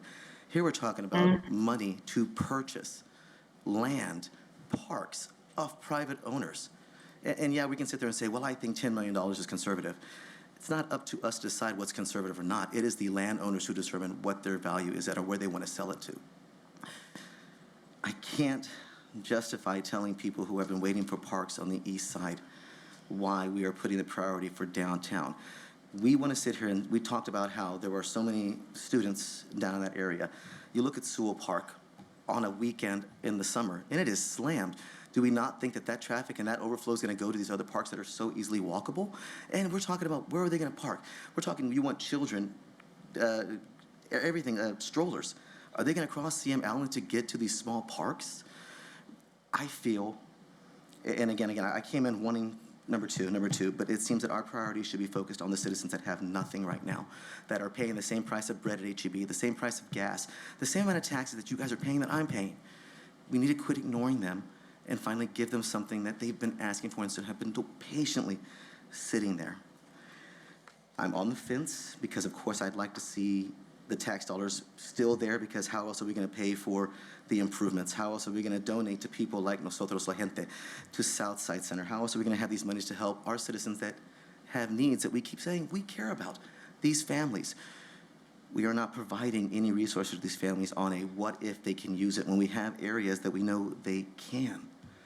This is my concern. This is my issue. I'm still on the fence about it. I'm hoping to hear the colleagues, but I was hoping to bring something else up. We complain that they may not provide us with the land, if I can ask my planning and zoning very quickly, what is the requirement for new developments to have a percentage of green space on their property?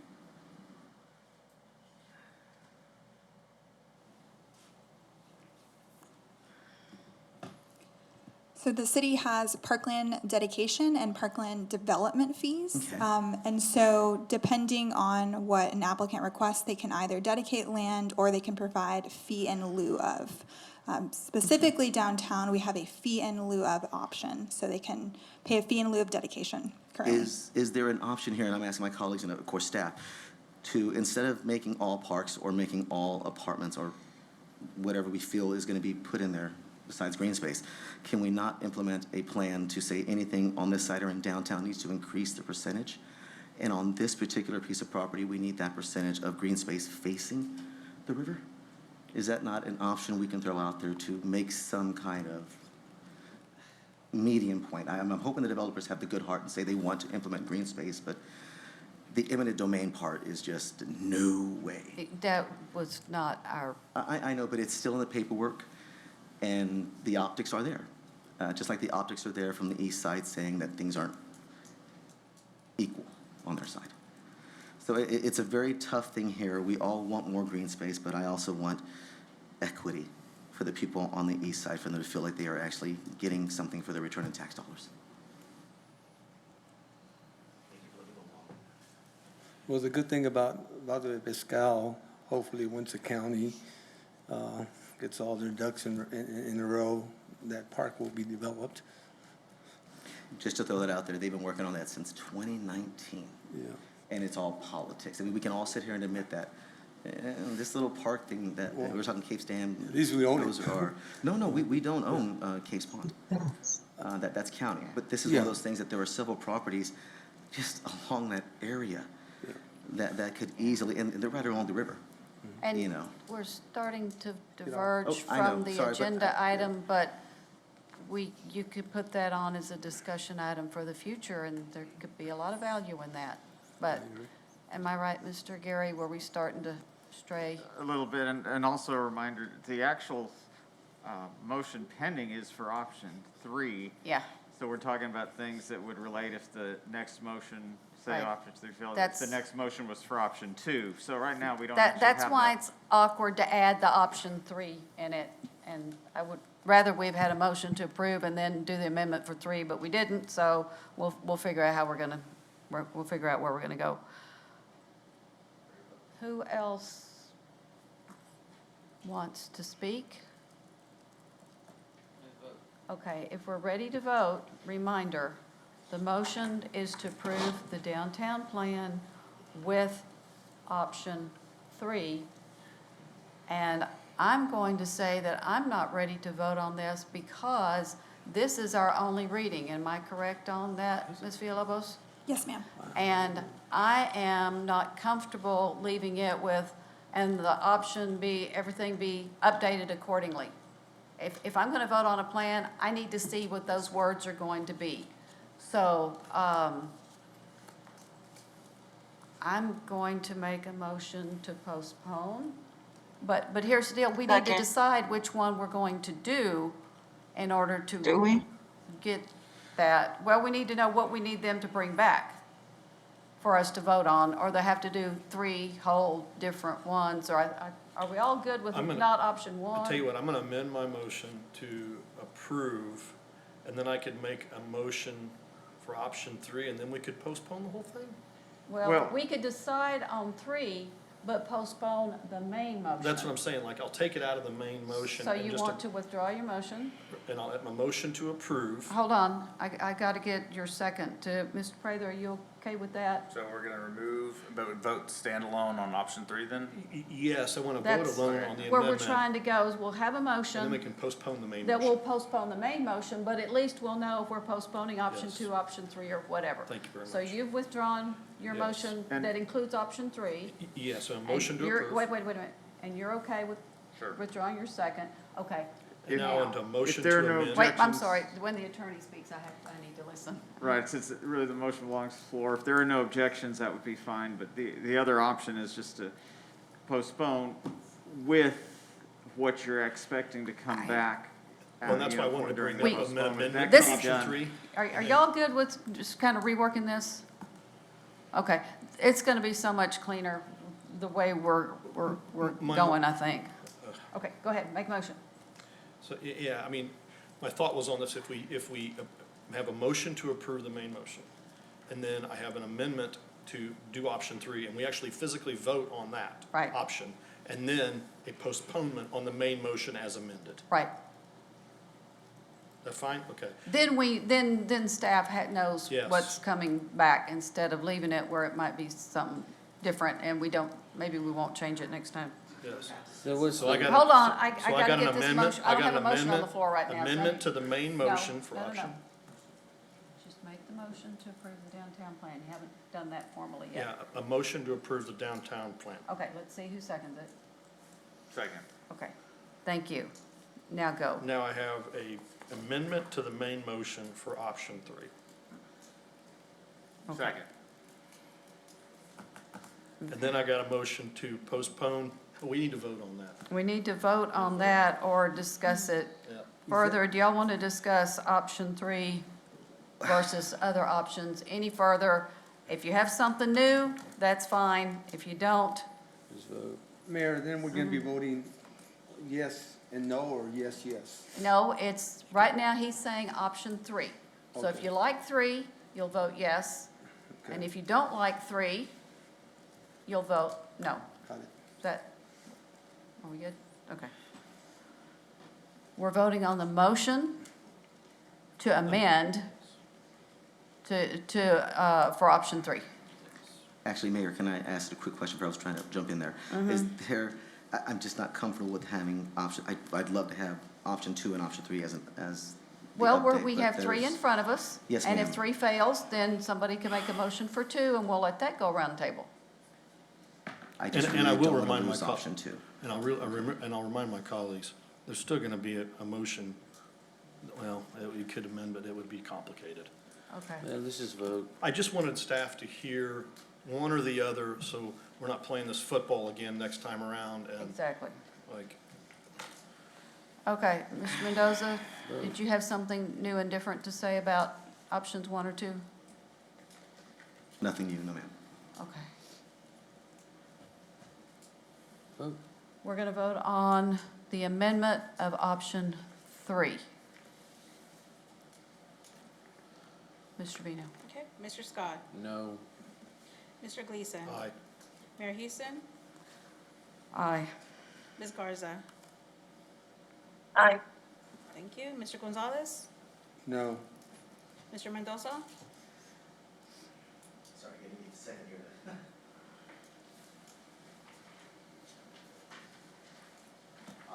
Can't hear. Oh, sorry. He was thinking to himself. I was trying to okay, thank you, Mr. think Mendoza. of, aye. Aye. Mr. Prather, It's a great option, option 3, aye. okay, the motion passes 5-2. Motion to postpone the main motion till 2 meetings, give staff time?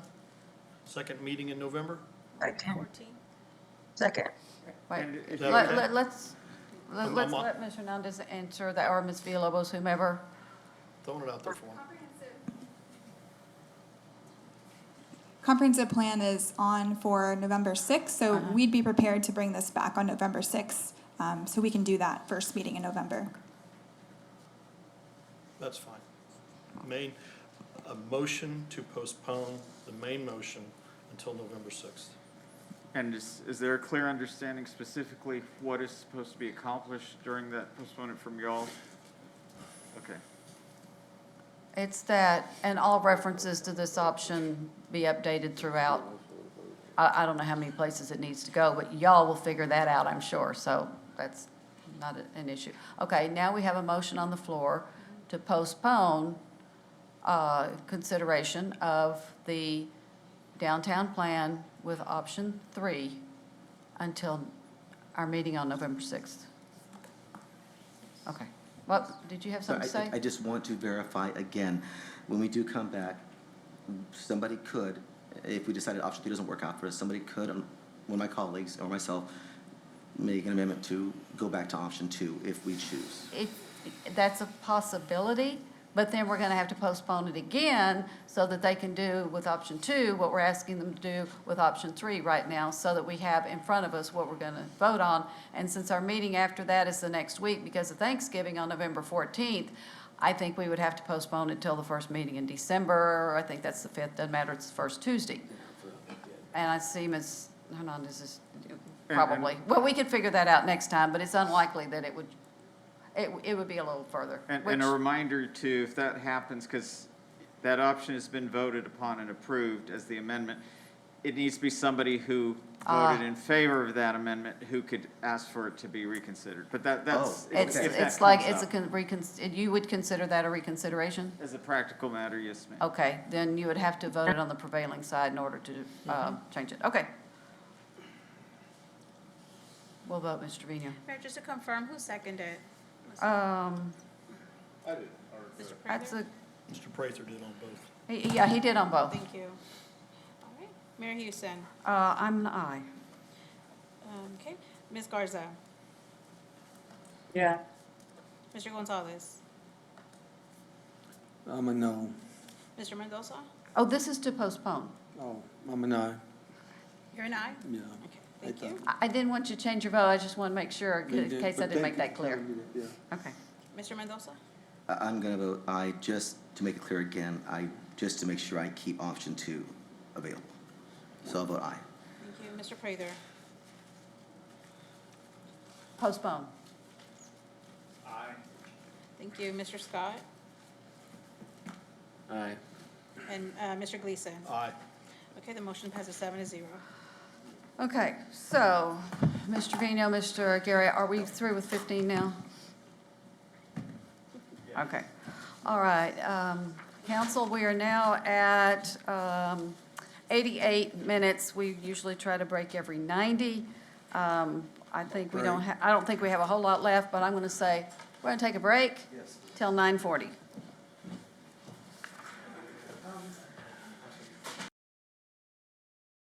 Us at 9:41. The next thing on our agenda is item 12, which was pulled from the consent agenda. Ms. Trevino, would you read item 12, please? Yes, ma'am. Consider approval of Resolution 2023-166R, approving a funding contract with the nonprofit San Marcos Sights and Sounds of Christmas, Inc. for the 2023 Sights and Sounds of Christmas signature event with the city providing funds in an amount not to exceed $100,000, authorizing city manager or her designee to execute the agreement on behalf of the city and declare an effective date. Motion to approve. Second. Okay, so we have a motion to approve from Mr. Scott, seconded by Mr. Gleason. It's now on the floor for discussion. Ms. Garza, you asked that this be pulled, so I will go to you first. Yeah, thank you, Mayor. So here's the deal. I'm not trying to sound like a Grinch. I love me those biscuits. I love the vibes, love the energy. Hashtag love Christmas. But I have the responsibility to bring forth Ms. Garza, questions. to and interrupt briefly, I think Councilman My Mendoza. apologies. Just for optics, I am going to recuse myself from this because I am not a board member of Sights and Sounds, but I am a volunteer coordinator, so I think for optics, it's best that I Okay. recuse myself. And Ms. Trevino will get you some paperwork later on. Okay, I'm sorry, Ms. Garza, for that interruption, but it was necessary. Thank you, I Ms. agree. Garza. Yeah, no, for sure. Thank you, Mr. Mendoza. Yeah, so, but yeah, I was saying I have the responsibility to bring forth community questions and concerns, and I think I can summarize them in like the ones that I got in like 2 questions. So the first one is, where can the community find the reports listed in the contract, right? And then the second question is, in section 10, they talk about, like like the city manager or their designee can like go and like request and assess certain documents or whatever, right? So when is the last time city manager or whoever inspected pertinent files, information, other written materials maintained by the nonprofit? And then, so those are my 2 questions. And then just some background. In 2021, I asked Bert Lumbreras for a report about all these kinds of events. I was very specific in what I asked, and it was like very, very specific. And what I got back was like a 1-pager that gave some details that are kind of really vague. And so I've been trying to get this information because folks keep asking about it every year, and it hasn't been super fruitful, so. Ms. Reyes, I guess you'll be, or tell me who to go to. So I don't know what information was requested from Mr. Lumbreras, but we can look and see, what is available to us now. As far as how far back things have been looked at or, financials and things like that. So Rebecca, with the contract, is there something that calls for that and what happens with that? Okay, hi, Rebecca Ibarra, Director of Destination Services. I oversee the Signature Events Program. So this is a brand-new contract that was created for signature events for this fiscal year. So there are items in here that were not requested prior to this year. And my failure to include the last year's report, which was provided to us, as well as the budget, that was my failure to do so. The mayor did request that, and we did post that to the message board, but I will be glad to provide all that information to you. That's all public information that is, once received by us, then it is public information to share. We don't currently have it posted anywhere, but that's something that we can definitely consider to see where we can post that, to make it available. And Perfect, yeah, I think, oh, sorry. Go I was ahead, just Mary. going to say, I think anyone who gets money from the city, whether it's for arts or whatever, there's certain reports that have to be done and certain things that have to be done before they can ask again, just generally speaking, correct? Yes, ma'am, there is a final Okay. report that is required 30 to 60 days, depending on which grant it is, to provide to the city. And should they complete all the requirements, then they are eligible for funding for the next fiscal year. Okay. Sorry, Ms. Garza, I wanted to get that explanation in. Please go ahead. Yeah, I think, I don't doubt that these type of measures exist, and I appreciate that you guys are trying to make it more like across the board, like trying to capture these types of, I guess, data or whatever. I think it's just a matter of like making it easily available for our neighbors. I think that's what it is, but yeah, I'm curious to see last year's report. I didn't check the message board. I don't think a lot of our neighbors can mess with the message board either. So thank you, Ms. Ibarra, for offering to kind of put that out there in a more transparent way. But yeah, where was I going with that? Oh yeah, no, I would appreciate that information. And also just curious as to like what the reporting for this time around for this contract would look like, because while I think all these data points are important and necessary, I also can see them being like tedious and maybe like barriers for the nonprofits to collect the data. So yeah, I think that's a conversation we can have later, but I think you sharing the last year's report and stuff will answer my constituents' questions. So I think we're good. Okay, yeah, I had asked for those two items, and they are on the message board. But yeah, next time. I will include them in the packet, and That'd be that was great. my failure to do so. Well, I don't know that I necessarily expected to see them in the packet, but I did want to see them before I approved the contract. So thank you, and thanks for what you'll do for us next year. Wonderful. And Oh, thanks yeah, to for the sure. Sights Thank and you. Sounds people for providing a really wonderful sights and sounds of the season for us. Ms. Garza, did we answer all your questions? Yeah, I think so. If I have any more questions after reading those reports last year, I will ask them. I just know in 2021, there was a lot of claims that were made, like we had this amount of people and da-da-da-da, but I never was shown the methodology and how those numbers were generated, and I think that also is what gets people a little suspicious. But again, I don't doubt that there's methodology. I don't doubt that there's rationale. I think it's just getting it to the public, so thank you. And I can work with you on getting that information.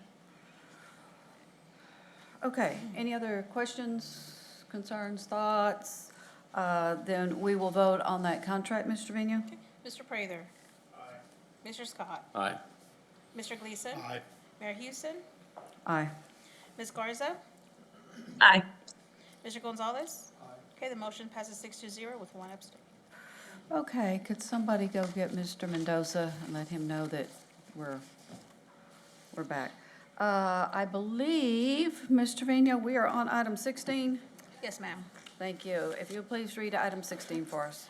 Consider approval of ordinance 2023-72 on the second of 2 readings, amending the San Marcos Development Code to, among other things, address changes made in the 2023 legislative session, improve development processes related to development agreements, certificates of appropriateness, demolition by neglect, and parks and open space dedication, add clarity, correct discrepancies within the code, and incorporate city council direction for code amendments, including improved historic district and landmark designation criteria, increasing the occupancy restriction limit from 2 to 3 unrelated persons, creating a new business park zoning district, and making waste-related services a conditional use in all instances, providing a savings clause, and providing for the repeal of many conflicting provisions, and providing an effective date.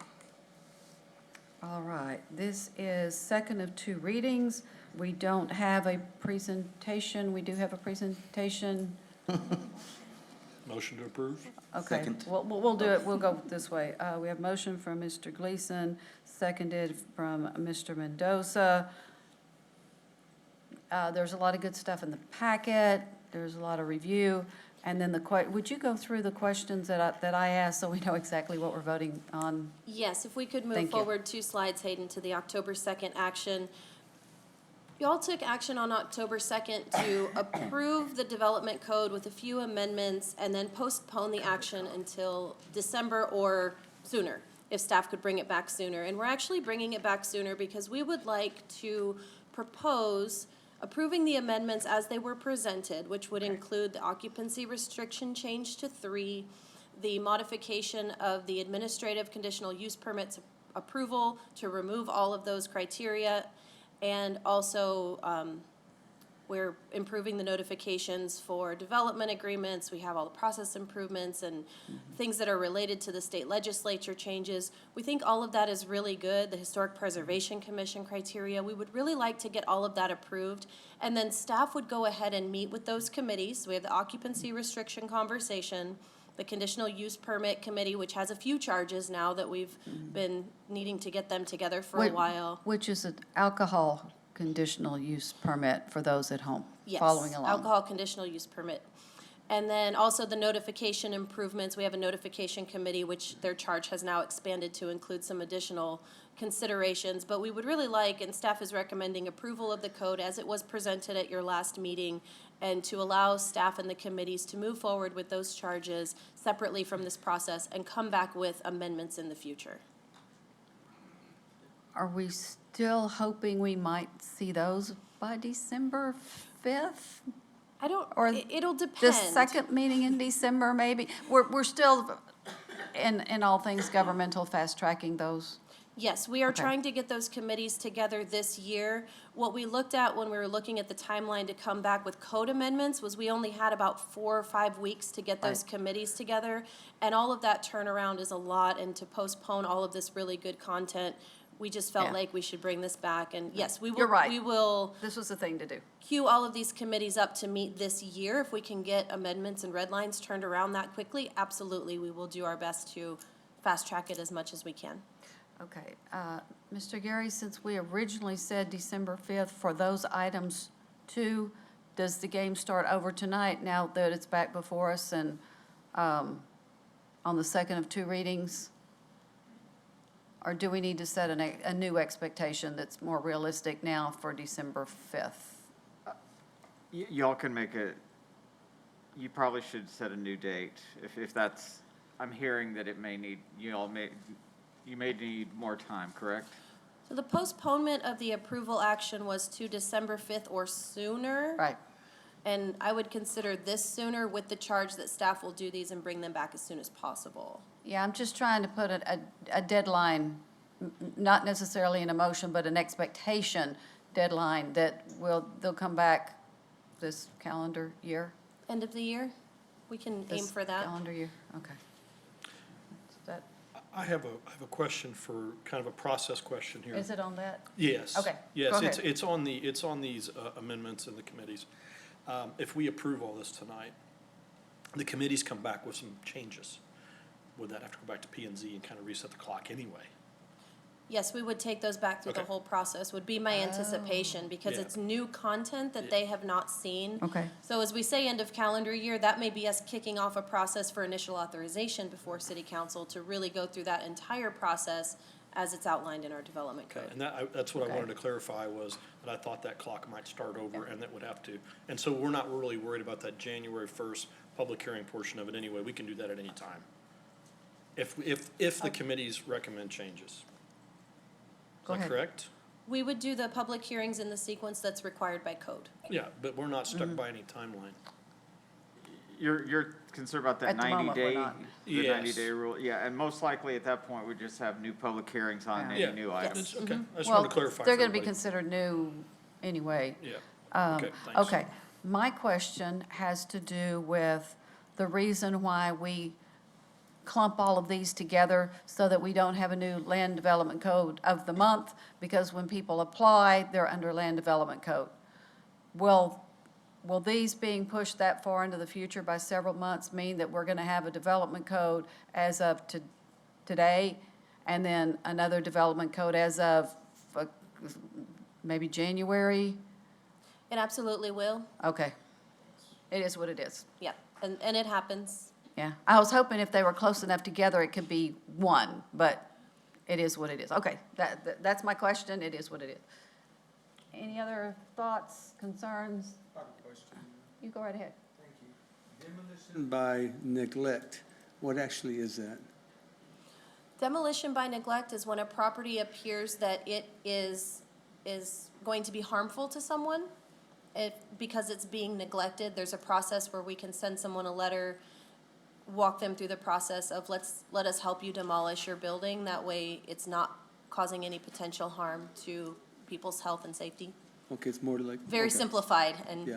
it seems But- like Sam would like to add. But also just, if you're talking about the historic structures, Well, that's a different, the demolition by neglect is also really in historic districts or historic landmarks is where a person may intentionally, not always, but sometimes intentionally or by virtue of simply not having the money, allow the historic elements to deteriorate, Yeah. at which point we try and stop that deterioration because of its historic character.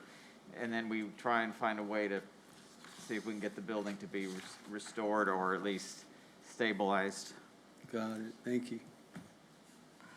Any other questions? If not, we will vote on this second reading of the Land Development Code that includes amendments that we have already made. Ms. Trevino? Mr. Scott? Aye. Mr. Gleason? Aye. Mayor Houston? Aye. Ms. Garza? Aye. Thank you. Mr. Gonzalez? Mr. Mendoza? Aye. Mr. Prather? Motion passes 7-0. On to item 17. Discuss and consider appointments to fill vacancies on the following boards and commissions and provide directions to staff. A, Housing Authority Board. B, Planning and Zoning Commission. Okay, council, let's do the Housing Authority Board first. Nominations to be put forward.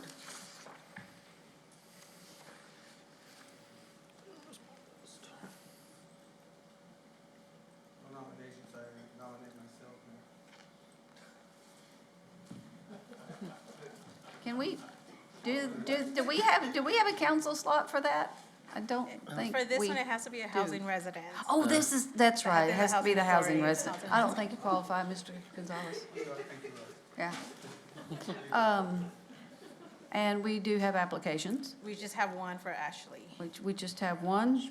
Yes. So if we have one person who's willing, and this is not an easy one to fill, I'll put that name forward, which is Ashley Schwandt, Schwandt. There it is. I couldn't find the application, I Yeah. just found it. Are there other nominations? If not, this can be a yes or no. Mr. Gleason? Aye. Mayor Houston? Aye. Ms. Garza? Aye. Mr. Gonzalez? Mr. Mendoza? Aye. Mr. Prather? And Mr. Scott? Motion passes 7-0. All right, and next is Planning and Zoning Commission, which appears to be popular. as it often is. I do have one thing I want to mention, Mayor Okay. and Council, is that Elisa M. Cuda does not meet the resident requirements. She, on the application, she put 3 years, and it's at least 5 years. It's 5 now. So Used to be 3. Right. Okay. Very first applicant. No, second one. I'll nominate Mariah Dunn. Speak up a little more. I want to nominate Mariah Dunn. Okay.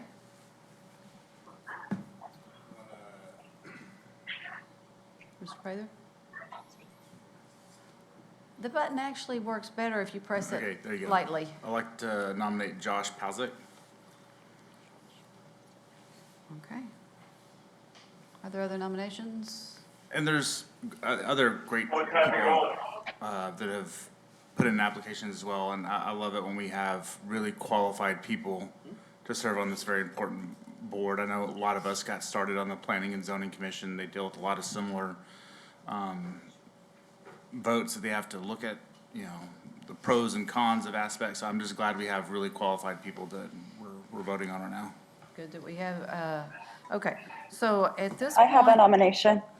Ms. Garza, yes, which name? Alana. I can't pronounce her last name. I I don't wanna believe it's butcher it. Rosenwasser. There you go. All righty. Then what you will need to do is you will please give the first name when Ms. Trevino asks for your vote. All right, Mayor Houston. You sure it's not Mr. Gleason going first? Yeah. I'll go Okay, it's first. my turn. You want to go first, Mr. Gleason? I don't care. No, I mean, thought I it was my will. turn. No, I'm sorry. I'm I wrong. don't know. It is my turn. Never mind. keeping track. Mariah Dunn. Okay, thank you. And Ms. Garza. Alana. I've served with her on other little committees and stuff. I think she would bring a really fresh perspective. Thank you. And Mr. Gonzalez. Mariah Dunn. Thank you. Mr. Mendoza. Mariah Dunn. Thank you. And Mr. Prather. Josh. Thank you. Mr. Scott. Mariah. I'm sorry? Mariah. Mariah, thank you. Mr. Gleason. Mariah. Okay. Most votes is for Mariah. That works out too. I would have been fine with any of the three. I think they're all great. So to Jude's point. Well, we might find another spot where she'll be well-suited. Seems like we've had a lot of vacancies this year. All right, folks, we're in the home stretch. Ms. Trevino, would you read item 18, please? Yes, ma'am. The City Council will convene an executive session pursuant to the following sections of the Texas Government Code. A, Section 551.071, consultation with attorney to receive advice of legal counsel regarding pending litigation in the matter of Eric Cervini et al. Versus Chase Stapp, Brandon Wickenwerder, Matthew Danzer, in the City of San Marcos, civil action number 121-CV-00568-RP in the United States District Court, Western District of Texas, Austin Division. B, Section 551.071, consultation with attorney to receive advice of legal counsel regarding the regulation of land uses near the city's airport. All right, we also post our executive session, exactly the same item on our 3 o'clock work session agenda. We did have this session, and we do not need to go into executive session this evening. So, Ms. Trevino, we will move on to item 19. Consider action by motion or provide direction to staff regarding the following executive session items held during the work session and/or regular meeting pursuant to the following sections of the Texas Government Code, just as stated above. All right, and on item A, we gave direction to staff, and on B, we held a discussion. And we are now on to question and answer session with press and public related to items on this agenda. And Mr. Callahan, you may be first.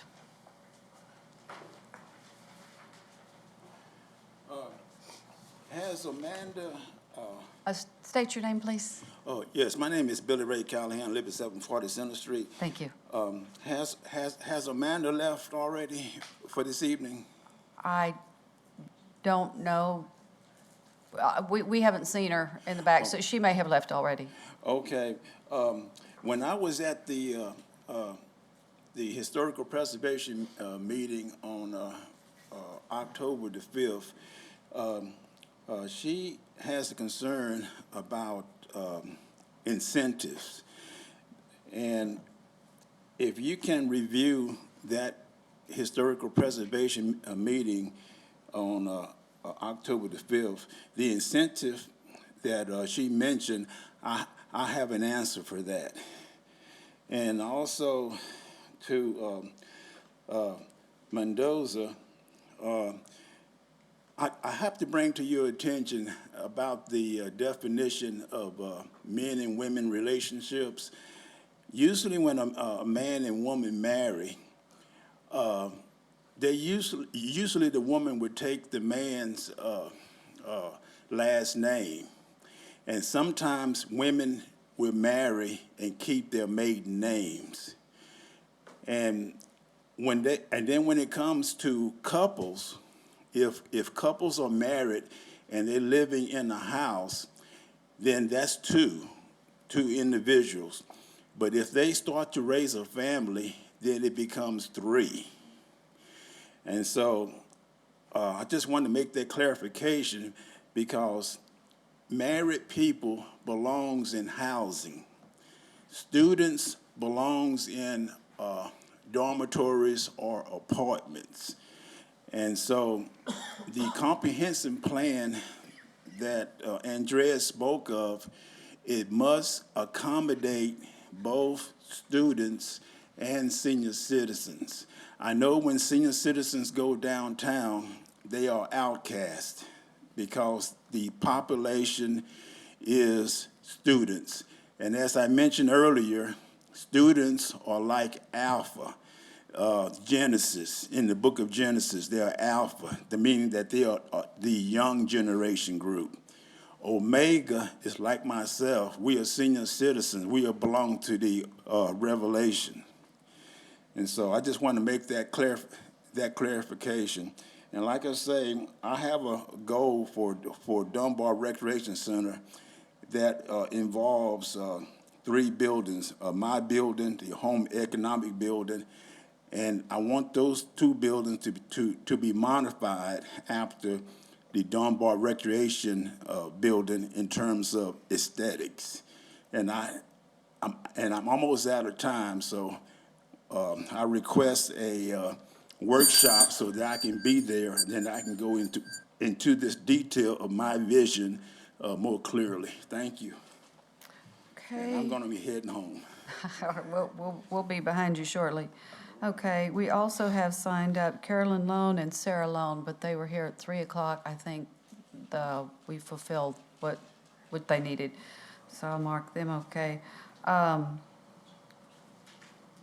Is Ms. Cavaletta still online with us? No, ma'am. Okey-doke. Then, anyone here?